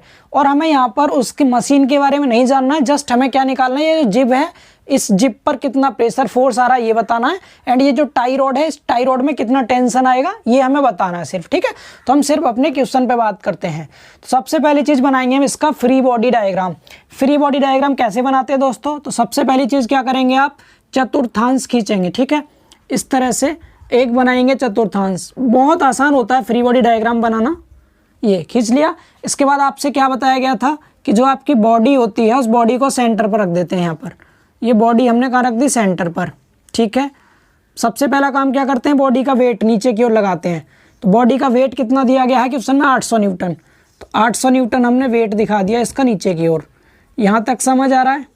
ठीक है, इसके बाद अब आपके यहाँ दो है, एक तो जिब है, ये वाला जिब है, और एक टाई है। ठीक है, बॉडी हमारी ये जिब हमारा इधर को जा रहा है इस तरह से, यानी ये जिब इधर जा रहा है। तो इधर का मतलब क्या है, ऐसे करके जिब जाएगा, ये जिब। ठीक है, यहाँ क्या जाएगा, जिब, इस तरह से जिब। और यहाँ पर हम क्या लिख देंगे, इसमें यहाँ पर लिख देंगे हम इसके साथ एफ, क्योंकि हमें जिब में क्या निकालना है, एफ जिब लिख देंगे। बिकॉज हमसे पूछा गया था क्या, प्रेशर फोर्स इन जिब, तो एफ मतलब फोर्स हो गया, जिब मतलब जिब, जिब में जितना फोर्स आ रहा है उसको एफ जिब मैंने बोल दिया। ठीक है, एंड एक टाई रॉड हमारी इस साइड को जा रही है, टाई रॉड, तो इस साइड को मतलब यहाँ से इधर को जाएगी टाई रॉड, तो टाई रॉड हमारी इधर जा रही है ये। ठीक है, इस तरह से ये क्या है, ये टाई रॉड है। और इस टाई रॉड में क्या निकालना है हमें, इसमें टेंशन बताना है दोस्तों, टेंशन। तो मैं यहाँ कह सकता हूँ टी फॉर टेंशन होता है, टी इन टाई रॉड, टाई रॉड या केवल टाई लिख सकते हैं आप। ठीक है, मैं टाई लिख दे रहा हूँ सिंपली, टाई, तो इससे आपको याद रहेगा। ठीक है, तो ये 3 फोर्स थे। क्लियर हुआ तीनों? अब क्या करते हैं, इसके सभी के हम एंगल देखेंगे। तो जिब जो है, ये वाला जिब, ये हॉरिजॉन्टल से 55 डिग्री का एंगल बना रहा है। तो हॉरिजॉन्टल हमारा ये वाला है, ये हॉरिजॉन्टल है। तो इसके साथ हम क्या दिखा देंगे, यहाँ पर 55 डिग्री का एंगल। ठीक है, एंड टाई रॉड की बात करें, टाई रॉड वर्टिकल के साथ एंगल बना रहा है। तो वर्टिकल हमारा ये होता है, तो इस वर्टिकल के साथ 70 डिग्री। तो यहाँ से हमने दिखा दिया कितना, 70 डिग्री वर्टिकल के साथ। सभी को समझ आ रहा है ये? तो ये बन गया इसका फ्री बॉडी डायग्राम। जी हाँ, बिल्कुल सही बना है, सही है, ये फ्री बॉडी डायग्राम बन गया। अब ये 3 फोर्स हैं, 3 फोर्स में एक दे रखा है, 2 हमसे पूछे हैं, जस्ट आप लामी थ्योरम अप्लाई कर दीजिए। तो मैं क्वेश्चन का, आप इसका स्क्रीनशॉट ले सकते हैं क्वेश्चन का, और फ्री बॉडी डायग्राम के साथ फिर मैं इसको सॉल्व करके वैल्यू निकाल के दिखाता हूँ आपको। ठीक है, तो चलिए मैं क्वेश्चन को हटा रहा हूँ यहाँ से और इसका सॉल्यूशन देखते हैं। सेम लिखना है आपको वही चीज़, बाई लामी थ्योरम, बाई लामीज थ्योरम। अब लामी थ्योरम के द्वारा, ठीक है। अब लामी थ्योरम क्या कहता है, किसी पॉइंट पे 3 फोर्स लगते हैं तो पहले कोई सा एक फोर्स ले लो, पहले अननोन फोर्सों को लिखते हैं। तो सपोज मैंने पहले लिख दिया एफ जिव, एफ जे आई वी जिव, एफ जिव अपॉन में साइन लिखेंगे। अब इसके साथ एंगल कितना आएगा, तो जिव के बाद ये दोनों बचे, इन दोनों के बीच का एंगल 70 है तो साइन 70 डिग्री। क्लियर हुआ दोस्तों। इक्वल का साइन लगाएंगे, 70 तो सिंगल है, ब्रैकेट का आवश्यकता नहीं है, तो सीधे साइन 70 लिख दीजिए, साइन 70 डिग्री। ठीक है। इसके बाद जिब के बाद टाई रॉड में आ जाएगा tension in tie rod, T I tie upon sine, tie के लिए क्या बच गया, ये और ये, इन दोनों के बीच का एंगल कितना आएगा, अरे एफ के और 800 के बीच का, तो यहाँ से यहाँ तक कितना होता है, 90 होता है, ये 90 होता है, आप सभी जानते हैं ये 90 है। 90 में 55 जोड़ देंगे तो 90 + 55। ठीक है। अगर एक लाइन शॉर्ट कर दें तो हम इस 55 को जोड़ देंगे तो मैं डायरेक्ट लिख दूँगा 145। 90 + 55 145। ठीक है, थोड़ा सा डायरेक्ट कर लेते हैं 145। इसके बाद 800 न्यूटन, 800 अपॉन में साइन। अब इसके लिए देखो कितना एंगल आएगा 800 के लिए, अब इसके और इसके, यानी ये एंगल चाहिए मैं, ये वाला, इसके और इसके बीच का यहाँ से यहाँ तक का एंगल। सबसे पहली चीज़ हमें ये पता है ये कितना है, ये वाला जी, ये कितना है यहाँ से यहाँ तक, या फिर आप टोटल यहाँ से यहाँ तक बता दीजिए ये वाला, ये देखिए यहाँ से यहाँ तक 180 होता है पूरा, ये 180 में से 55 कम कर देंगे, जब 180 में से 55 घटाएंगे तो 125 बचेगा। 125 तो ये हो गया 125, समझ आ रहा है ना 125 कैसे हो गया 125, बिकॉज यहाँ 5 जोड़ेंगे 60 हो गया, 60 और 20 80 होता है, तो 180 हो जाता है ओवरऑल यहाँ से यहाँ तक। 125 ये रहा, एंड ये देखें आप यहाँ से यहाँ तक ये कितना है, तो 90 में 70 माइनस करेंगे तो 20 ये है, ये कितना 20 और 125, तभी तो दोनों के बीच का आएगा। 20 और 125 कितना होता है, यस बताइए, 20 और 125 145 डिग्री। ये आ गया हमारे यहाँ पर, सभी के बीच के एंगल्स निकाल लिए। एंगल ही मेन होते हैं, डायग्राम और एंगल, उसके बाद तो बहुत ईजी है। अब आपको क्या निकालना है, अगर आपको जिव निकालना है, एफ जिव की वैल्यू, तो इसको और लास्ट वाला जिसकी वैल्यू पता है, इन दोनों को एक साथ लिख दीजिए। तो मैं लिख रहा हूँ यहाँ पर क्या, एफ जिव अपॉन में साइन 70 इक्वल टू 800 अपॉन में साइन 145। साइन 70 को इधर ले आएंगे तो एफ जिव इक्वल टू आ जाएगा 800 साइन 70 अपॉन साइन 145। इसको कैलकुलेट कर दीजिए, यहाँ से आपका पहला आंसर मिल गया जिब वाला। 800 साइन 70 डिवाइड बाई साइन 145, तो ये आ रहा है कितना 1310.64, पहला आंसर हुआ। समझ आया। एंड इसी तरह से हम दूसरा आंसर निकाल सकते हैं, टी टाई डायरेक्ट कर दूँ, इसको इस साइड ले जाएंगे तो यहाँ से टी टाई कितना आ जाएगा, टी टाई साइन 145 कट जाएगा, 800 बचेगा, सिर्फ 800 न्यूटन। ठीक है, ये आ गया दूसरा आंसर। कैसे कट गया, अरे यार इसको आप इधर लेके ऊपर नीचे कट जाएगा ना, तो 800 आ जाएगा। तो दोनों आंसर हम निकाल चुके हैं, एफ जिप भी आ गया हमारा, एफ जिप भी आ गया और टाई भी आ गया, टेंशन। ठीक है, तो ये क्वेश्चन भी हमारा इजीली सॉल्व हो चुका है। अब देखते हैं इसके बाद अगला क्वेश्चन, आप इसका स्क्रीनशॉट ले लीजिए। अगला क्वेश्चन है दोस्तों हमारा क्वेश्चन नंबर 7। एक ठोस गोला जिसका द्रव्यमान 70 kg तथा त्रिज्या 20 सेंटीमीटर है, चिकनी दीवार के सहारे लटका हुआ है चित्र में, यानी आप चित्र में देख सकते हैं, ये चित्र आपको दिया जाएगा क्वेश्चन में। आगे बोला है डोरी में तनाव तथा दीवार की प्रतिक्रिया ज्ञात कीजिए, यानी ए solid ball with A mass of 70 kg and A radius of 20 centimetre hanging on the wall in figure. आप फिगर में देखें, find out the tension in string and reaction of ball. यानी हमें यह क्या दे रखा है, हमारे पास कोई भी एक ये सॉलिड बॉल है। अब ध्यान से समझेंगे आप, कोई ठोस गोला दे रखा था ये, और इस गोले को इधर से एक डोरी बांध करके दीवार में ऊपर डोरी बांधी, डोरी बांध के लटका दिया, बट ये दीवार से यहाँ पर टच हो रखा है, यानी इसके सहारे लटका हुआ है ये। ठीक है, तो हमसे पूछा है ये जो डोरी है हमारी ए से सी तक, ये जो ए सी डोरी है हमारी, हालांकि ये डोरी सेंटर पे बांधी गई है, बट ये यानी ओ से लेके और कहाँ तक, ए से लेके ओ तक बंधी हुई डोरी है सीधे सीधे। ठीक है, यानी सेंटर पे बांधी है, दिख नहीं रही, क्योंकि जो ठोस गोला होता है 3D होता है और 3D यहाँ बन नहीं सकता, तो इसीलिए यहाँ पर ये तो सीधे समझे आप, ये डोरी है जिसमें बंधा हुआ है। ठीक है, एंड बी पॉइंट है ये वाला, तो डोरी में तो तनाव, यानी कि जब ये बॉल नीचे आने की कोशिश करेगी तो इस डोरी में खिंचाव उत्पन्न होगा, उस खिंचाव को ही हम टेंशन कहते हैं। तो डोरी में तो टेंशन बताना है। एंड जहाँ पर ये बॉल टच हो रही है दीवार पर, आपको बताया था वहाँ पर एक नॉर्मल रिएक्शन काम करती है इस दीवार के परपेंडिकुलर, तो उस नॉर्मल रिएक्शन की वैल्यू बतानी है। ठीक है, तो फर्स्ट ऑफ ऑल क्वेश्चन को सॉल्व करने से पहला काम हमारा क्या होता है, इसका फ्री बॉडी डायग्राम बनाना है। तो आप वीडियो को रोक करके साथ साथ बना के देखिए, जिससे कि आपको थोड़ा सा मोटिवेशन मिलेगा कि आप खुद से कर पा रहे हैं। और प्लीज़ करके आप जब भी क्लास देखें कोई भी, बिकॉज कॉमेडीज वगैरह देखते हैं हम कैसे भी देख सकते हैं, बट जब भी आप पढ़ाई की अपने काम की कोई भी चीज़ देखें तो कॉपी पेन साथ में लेकर जरूर बैठा करें, बिकॉज कुछ चीज़ें काफ़ी इंपॉर्टेंट होती हैं जो आपको लिखने से ही याद होंगी। ठीक है, समझ में आएंगे अच्छे से। तो आप डायग्राम बनाएंगे तो माइंड में तो बनाएंगे नहीं, इसीलिए कॉपी पेन लेके भी बैठा करें तो आपका थोड़ा सा पॉजिटिव मोटिवेशन रहेगा आपके लिए। प्लीज़ करके रिक्वेस्ट है आप सभी से। ठीक है, सबसे पहला काम क्या करेंगे, आप फ्री बॉडी डायग्राम बनाएंगे। चलिए बनाते हैं फ्री बॉडी डायग्राम। ये हमने इसका फ्री बॉडी डायग्राम खींचा। ठीक, सेंटर पे क्या करेंगे, अपनी बॉडी को सेंटर पे रख देंगे। ये जो आपका सॉलिड बॉडी है, गोल बॉल है, ये गोला है एक ठोस, इसको हमने यहाँ रख दिया सेंटर पे। इतना काम करने के बाद आप छोटा बड़ा कैसा भी बना सकते हैं, बिकॉज फ्री बॉडी है तो आप कैसा भी बना दो। अब हमेशा किसी भी बॉडी का वेट नीचे काम करता है, तो इसका जो वेट है दोस्तों, इसका वेट वो नीचे की ओर काम करेगा। कितना दिया है, तो यहाँ पर इसका मास दे रखा है 70 kg।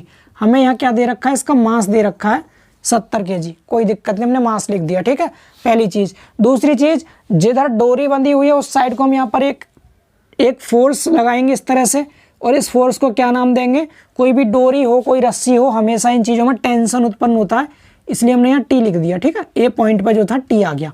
इतना क्लियर सभी को, जिससे याद रहे हमें कि हम एक ही तरफ गए, टेंशन उत्पन्न हो गया डोरी में।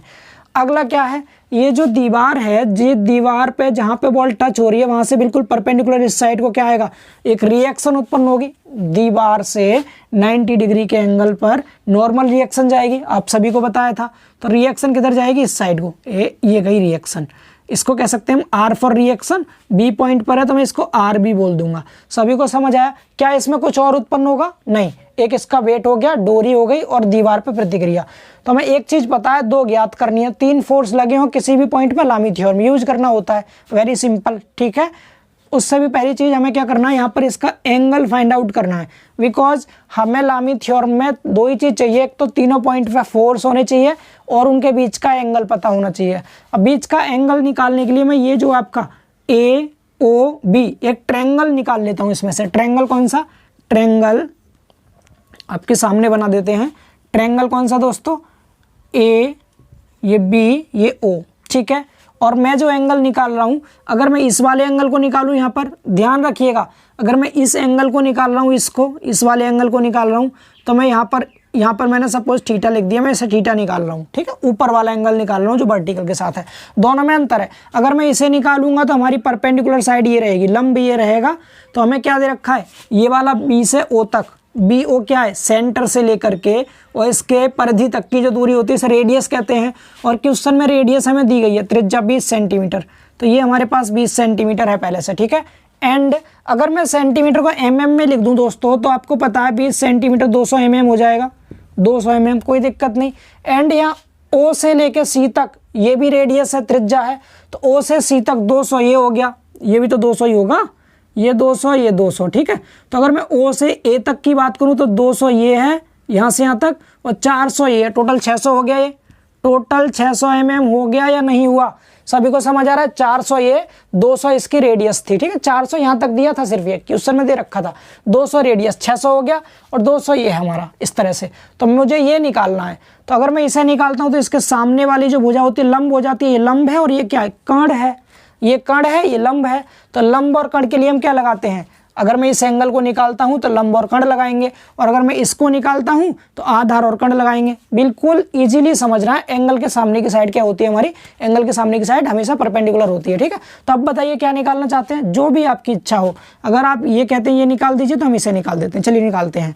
तो ये हमारा परपेंडिकुलर है, ये हमारा क्या है, ये हमारा कर्ण है। ठीक है, ये वाला कर्ण, या फिर मैं इसे निकालता हूँ, आप चाहे जिसे निकालना, बिकॉज आपको इजीली समझ में आएगा। यहाँ से उल्टा डायग्राम दिखाई दे रहा होगा, इसे निकालता हूँ तो आप इजीली देख सकते हैं। ट्रायंगल आपका सीधा दिख रहा है आपके सामने, तो ये आपका लंब हो गया, ये आधार, ये कर्ण। तो आधार और कर्ण लगा दो, कॉस थीटा लगा दो। ठीक है, तो मैं कॉस थीटा लगाता हूँ। यहाँ से देखिए कॉस थीटा, कॉस थीटा बराबर क्या होता है, आप सभी ने पढ़ा है, लाल बट्टे कक्का, हिंदी वाले बच्चों ने।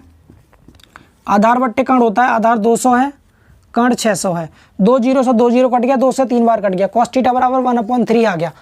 यहाँ से कॉस थीटा कितना आ गया 1/3, that means theta equal to आ गया कॉस इनवर्स 1/3। कॉस इनवर्स 1/3 बहुत इजीली निकाल सकते हैं कैलकुलेटर में। आप सभी को कैलकुलेटर चलाना सिखा रखा है। कॉस इनवर्स 1/3, 1/3, तो यार 70.528, तो मैं 70.53 कह सकता हूँ इसको, ठीक है। तो हमारा जो थीटा निकला दोस्तों यहाँ से कितना आ गया, ये 70.53 इतना डिग्री।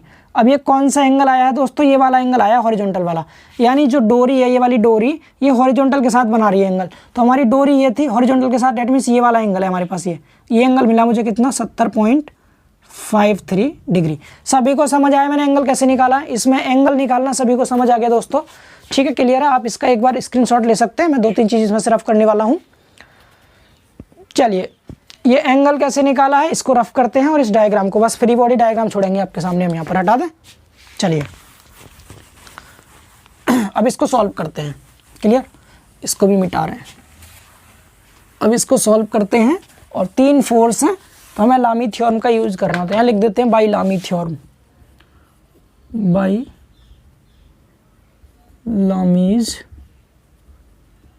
Lami's theorem. सभी समझदार साथियों आप लामी थ्योरम आप खुद से लगाइए और इसकी वैल्यू निकाल के दिखाइए हमें, ठीक है। हम यहाँ करते हैं, आप तब तक कॉपी पे कीजिए। सबसे पहली चीज़ अननोन फोर्स कौन से, टी है अननोन, तो टी ए अपॉन में टी के लिए इन दोनों के बीच का एंगल सभी को दिख रहा है, सीधे सीधे 90 डिग्री है, दोनों के बीच में 90 डिग्री है, साइन 90 हो गया, इक्वल टू अगला आर बी साइन। अब आप खुद बताइए आर बी के लिए कितना होगा, इसके और इसके बीच का एंगल, तो यहाँ से यहाँ तक 90 होगा, यहाँ से लेके यहाँ तक कितना है 90 है, ये 90 है, 90 प्लस 70 पॉइंट ये होगा, ठीक है। तो साइन कितना हो जाएगा इसमें जोड़ेंगे तो 160.53, अरे 90 में 70 जोड़ते हैं 160 आता, 0.53 पीछे था, इतना आ गया, इक्वल टू तीसरा क्या हमारा, तीसरा 70 kg। अब पहली चीज़ हमें अगर आंसर न्यूटन में चाहिए तो इसको आप न्यूटन में चेंज कर लें। मैं एक चीज़ आपको बता रहा हूँ, आप सभी ने पढ़ा है W इक्वल टू क्या होता है दोस्तों, mg होता है, m kg में होता है। तो हमें m की वैल्यू यहाँ दे रखी थी कितनी, 70 kg दे रखा था। अगर मैं इसमें g की वैल्यू से गुणा कर दूंगा तो मेरा न्यूटन बन जाएगा। g की वैल्यू कितनी होती है, 9.81 होती है। तो अब ये क्या बन गया दोस्तों, g की वैल्यू से गुणा करने के बाद ओवरऑल ये हमारा न्यूटन बन गया। समझ पा रहे हैं सभी, ये क्या बन गया, न्यूटन बन गया। तो 70 में 9.8 से गुणा कर दीजिए आप, 70 गुणा 9.81, तो ये 686.7 इतना न्यूटन आ गया, ठीक है। तो न्यूटन में रख रहे हैं हम, आंसर अपना न्यूटन में लाएंगे, बिकॉज फोर्स पूछे रिएक्शन पूछे इसलिए। तो कितना आ गया ये 686.7 अपॉन नीचे कितना आएगा, कौन सा था ये 70। इसके लिए अब इन दोनों के बीच का एंगल चाहिए, आप खुद सोचिए इन दोनों के बीच का एंगल कितना आएगा, यहाँ से यहाँ तक ये ओवरऑल होता है 180, 180 में से 70.53 घटा दीजिए, 180 में से मैं 180 में से माइनस कर दूँ अगर कितना 70.53 माइनस करेंगे तो 109 पॉइंट, यानी कि साइन 109.47 इतना आ गया, ये इतना डिग्री। समझ आ रहा है क्या कर दिया, ठीक है। 180 में से इसको माइनस किया तो इन दोनों के बीच का एंगल मिल गया हमें 70 के लिए। क्लियर हुआ हमें सबको, सभी को क्लियर हुआ ये। अब आपको निकालना क्या है, एक एक करके वैल्यूज निकाल लीजिए। टी ए निकालना है, टी ए तो इस साइन 90 को इधर ले जाएंगे, साइन 90 को इधर ले जाएंगे, बिकॉज टी ए इन दोनों को लेकर चलेंगे ना, तो यहाँ से टी ए कितना आ जाएगा, T A equal to sine 90 इधर पहुँच गया 686.7 और इंटू में पहुँच जाएगा साइन 90 और अपॉन नीचे कितना है ये साइन 109.47। साइन 90 का मान 1 होता है तो मैं सीधे इसमें इससे डिवाइड कर दूं, सीधे मैं डिवाइड कर रहा हूँ कितने से 686.7 और divide by sine 109.47 bracket close. तो ये आ रहा है हमारा, इसकी वैल्यू 728.349, मैं 35 लिख सकता हूँ 349 को, इतने न्यूटन। मैं एक बार ही देख लूँ इसका आंसर सही आ रहा है नहीं आ रहा, सही आ रहा है नहीं आ रहा, एक बार चेक कर लेते हैं। टी ए की वैल्यू 728.35, इसमें कितना है, बिल्कुल एक्यूरेट आ रहा है, एकदम सही है दोस्तों। ये आ गया हमारा टी ए की वैल्यू। आर वी निकाला तो इसको इस साइड ले जाएंगे, तो यहाँ से आर वी कितना आ जाएगा, आर वी इक्वल टू आ गया 686.7 साइन 160.53 डिग्री अपॉन में साइन 109.47 डिग्री, 109.47 डिग्री। क्लियर हुआ? तो यहाँ से आर भी कितना निकल आएगा, निकालते हैं इसको, 686.7 और इंटू में साइन 160.53 डिवाइड बाई साइन 109.47 और ये आ रहा है हमारा 242.768, तो 77 कह दीजिए इसको, इतने न्यूटन, 242 पॉइंट कहाँ गया, 728 और 242.89, 242.89 दे रखा बुक में, कोई दिक्कत नहीं, पॉइंट के बाद वैल्यू थोड़ी सी चेंज हो रही है, डोंट वरी, ठीक है, सही है एकदम आंसर, 242 आगे वाला मिल रहा है हमारा, तो ये आंसर सही है और ये भी हमारा सही है, दोनों आंसर मिल गए। समझ आया आप सभी को? बिल्कुल आसान सा क्वेश्चन था, एक बारी फिर से रिपीट करके देख लीजिएगा, बस आप इसको देख के बिल्कुल परेशान ना हो, पॉइंटों में एंगल दे रखे हैं, कैलकुलेटर है, सारा काम कैलकुलेटर करेगा, आपको जस्ट टाइप करना है, ठीक है। तो उम्मीद करते हैं आपको क्वेश्चन नंबर 7 भी क्लियर हो गया होगा, तो आप इसका स्क्रीनशॉट ले सकते हैं और बढ़ते हैं अगले क्वेश्चन की ओर। देखिए दोस्तों क्वेश्चन नंबर 8 और एकदम ज़बरदस्त क्वेश्चन है, डायग्राम भी आपके सामने बना हुआ है, काफ़ी टाइम में बन पाया है डायग्राम, अब ध्यान से आप समझेंगे इसको, ठीक है। यहाँ लिखा हुआ है एक रोलर जिसका भार 350 न्यूटन है, एक पिंड जिसकी ऊंचाई 70 mm है के ऊपर से खींचा जाता है, चित्र में आप देख सकते हैं।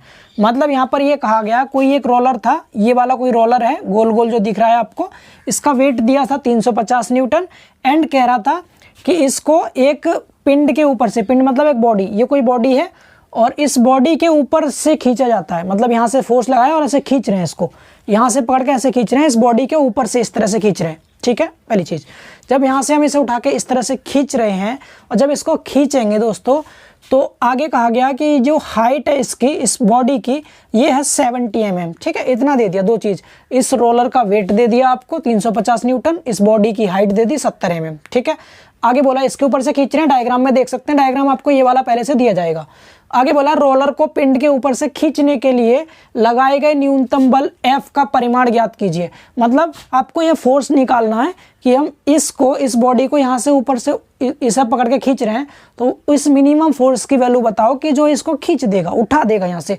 अब एक चीज़ यहाँ पर आपको ध्यान रखनी है, छोटा सा कॉमन सेंस है, जब हम इसको फोर्स लगा के इधर उठाएंगे रोलर को, तो ये इस पॉइंट से उठ जाएगा। अगर यहाँ पर सपोज कोई पॉइंट है, सपोज मैंने मान लिया C है, तो ये जो रोलर है इस C पॉइंट से उठ जाएगा, इसीलिए इसकी जो नॉर्मल रिएक्शन है ऊपर को काम नहीं करेगी, वहीं काम करती है जहाँ पर बॉडी टच करती है। अब जब इसको यहाँ से उठाएंगे तो यहाँ से तो लिफ्ट हो जाएगा, लेकिन यहाँ पर आकर के ये टच हो रहा है इधर, तो यहाँ से रिएक्शन जाएगी इस सरफेस के इस तरह से इधर को, समझ पा रहे हैं, ए के परपेंडिकुलर। अगर मैंने मान लिया सरफेस यहाँ पर ये ऐसे है, तो इस पॉइंट से ऐसे 90 डिग्री पे इस तरह की रिएक्शन जाएगी, बल्कि यहाँ से ऊपर को कोई रिएक्शन काम नहीं करेगी क्योंकि रोलर यहाँ से उठ जाएगा। क्लियर हुई इतनी चीज? हमें एफ की वैल्यू निकालनी है, ठीक है। इंग्लिश में भी आप पढ़ सकते हैं क्वेश्चन को, a roller with A weight of 350 Newton is lift on a body with height of 70 mm in figure, find out the magnitude of applying minimum force for lifting of roller on body. जो English है question की दोस्तों मेरे द्वारा translate की हुई है, so please करके माइंड मत करना, आपको समझ आने के लिए मैंने खुद से ट्रांसलेट किया है इसको।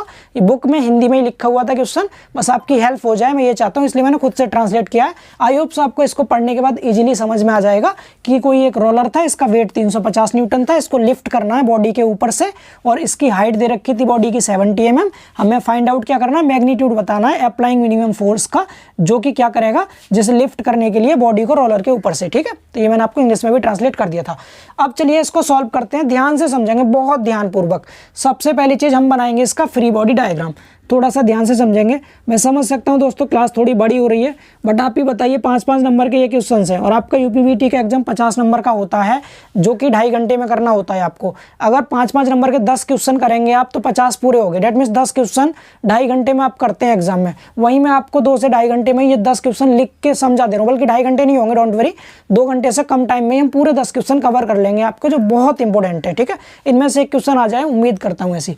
चलिए समझते हैं इसको, बस आप थोड़ा सा बोर मत होना, और जो मेहनत हम आपके साथ कर रहे हैं, मेहनत हमारी वसूल होनी चाहिए, अच्छे नंबर लाना, और लास्ट में फिर एग्जाम के बाद कमेंट्स करना प्यारे प्यारे कि सर हमारी हेल्प हुई थी, ठीक है। चलिए अब इसका डायग्राम जब बनाएंगे तो सबसे पहले रोलर है, जो हमारी मेन बॉडी है वो रोलर है यहाँ पर, तो रोलर को यहाँ सेंटर पर रख देंगे इस तरह से, हमने रोलर को रख दिया, और छोटा बनाते हैं रोलर हम और छोटा बनाते हैं, ये रोलर है, ठीक है।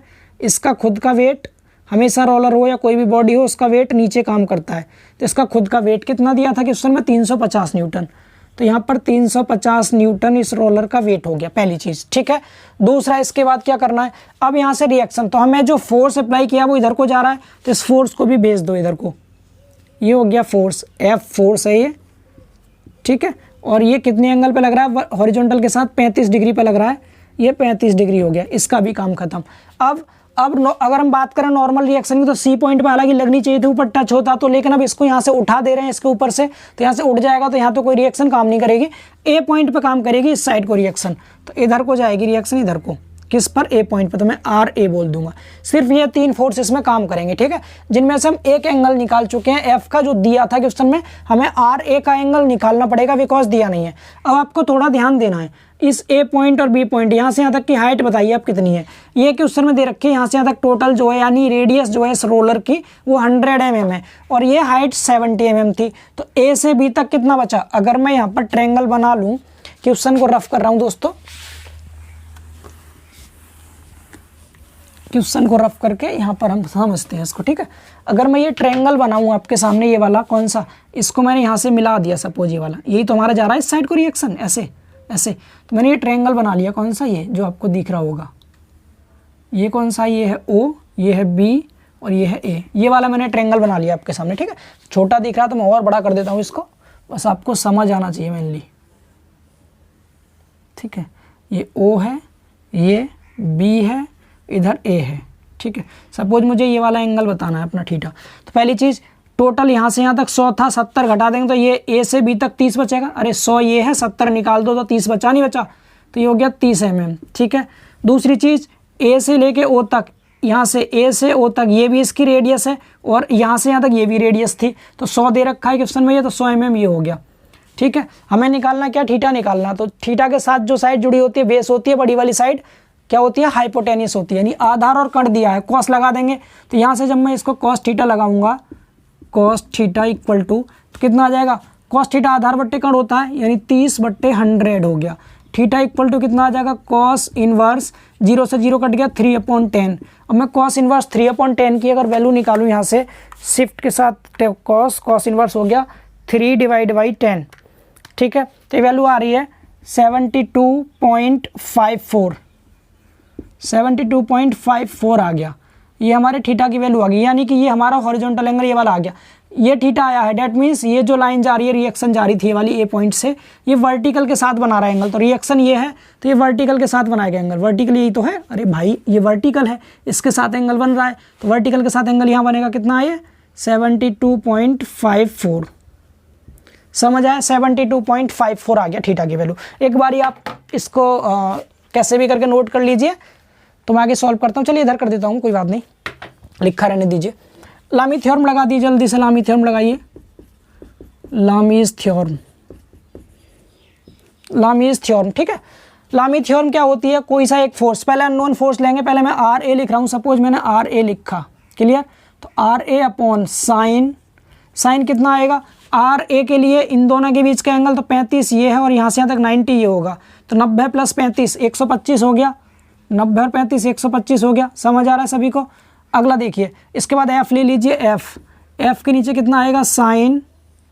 अब देखिए एफ के लिए इन दोनों के बीच का एंगल, अगर मैं इन दोनों के बीच के एंगल की बात करूं दोस्तों, 90 तो ये है, या आप ये कह दीजिए यहाँ से यहाँ तक टोटल ये 180 होगा, अरे यहाँ से यहाँ तक 180 होता है, इस हमें ये निकालना है केवल, तो 180 में से ये 72.54 माइनस कर दें हम, 180 में से 180 माइनस 72.54 माइनस कर रहा हूँ, तो 107.46, 107.46 इतना आ गया, टोटल 180 था, ये निकाल दिया इधर वाला इतना, तो ये बच गया हमारा, तो कितना आ गया साइन 107.46, ठीक है, इतना डिग्री। अब तीसरा कौन सा है हमारा, तीसरा है दोस्तों 350, 350 अपॉन साइन, 350 के लिए इसके और इसके बीच का एंगल, इसके बीच का निकालने के लिए आप खुद सोचिए, ये वाला एंगल कितना, टोटल यहाँ से यहाँ तक 90 होता है, 90 में से 35 आपने कम कर दिया, तो कितना बचा, 55 बचा, ये 55 ये और 72 पॉइंट ये दोनों को जोड़ लीजिए, 72.54 + 55, तो 127.54 आ गया, 127.54, ठीक है। दिख रहा है यहाँ तक, मैं देख लूँ एक बार, यहाँ तक दिख रहा नहीं दिख रहा आपको,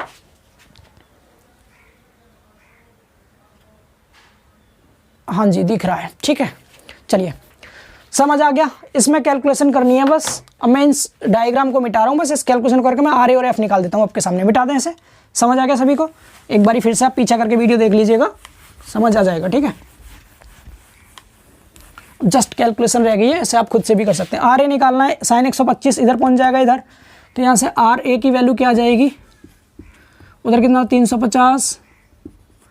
मैं खुद दोस्तों बहुत जल्दी करने की कोशिश कर रहा हूँ, बट फिर भी अगर समझ ही ना आएगा तो ऐसी जल्दबाजी का क्या फ़ायदा। साइन, जहाँ इतना टाइम आपने थोड़ा सा वेट किया, थोड़ा और कर लेंगे, ठीक है। एक बार में ना देख पाए, 2 बार में क्लास देख लीजिए, कोई दिक्कत नहीं, बस क्लियर होना चाहिए। कैलकुलेशन करते हैं। चलिए इसकी क्या आ रहा है, 350 साइन 125 डिवाइड बाई साइन 127.54, 361.575, 361.57 लिख दे रहे हैं, काफ़ी है। एंड एफ निकालेंगे तो इसको ले जाएंगे इसके पास यहाँ पर, तो यहाँ से एफ कितना आ जाएगा, 350 साइन 107.46 डिग्री अपॉन नीचे कितना साइन 127.54। इसको कैलकुलेट कीजिए, 350 साइन 107.46 डिवाइड बाई साइन 127.54, तो ये आ गया 421.06 न्यूटन। आंसर चेक करते हैं हम एक बार, इसका आंसर देखते हैं क्या क्या आ रहा है। 421.07 आ रहा है एफ की वैल्यू, 0607 कोई बात नहीं, सही है। 361.58, 361.57 बिल्कुल सही है दोस्तों, एकदम एक्यूरेट आंसर आया है, ठीक है। तो ये इस क्वेश्चन का आंसर हो गया। उम्मीद करते हैं आप सभी को ये क्वेश्चन भी समझ आ गया होगा। चलिए मूव करते हैं नेक्स्ट क्वेश्चन की तरफ। बस 2 क्वेश्चन और रह गए आपके, तो इन 2 क्वेश्चन को और इजीली समझ लीजिए, या फिर मैं होमवर्क में देता हूँ आपको, ठीक है। अगर आपसे नहीं होते हैं तो आप मुझसे पूछ लीजिएगा, नेक्स्ट क्लास में मैं करा दूंगा। 2 क्वेश्चन आपके लिए होमवर्क रहेंगे जो कि आपकी स्क्रीन पर शो होंगे, ठीक है।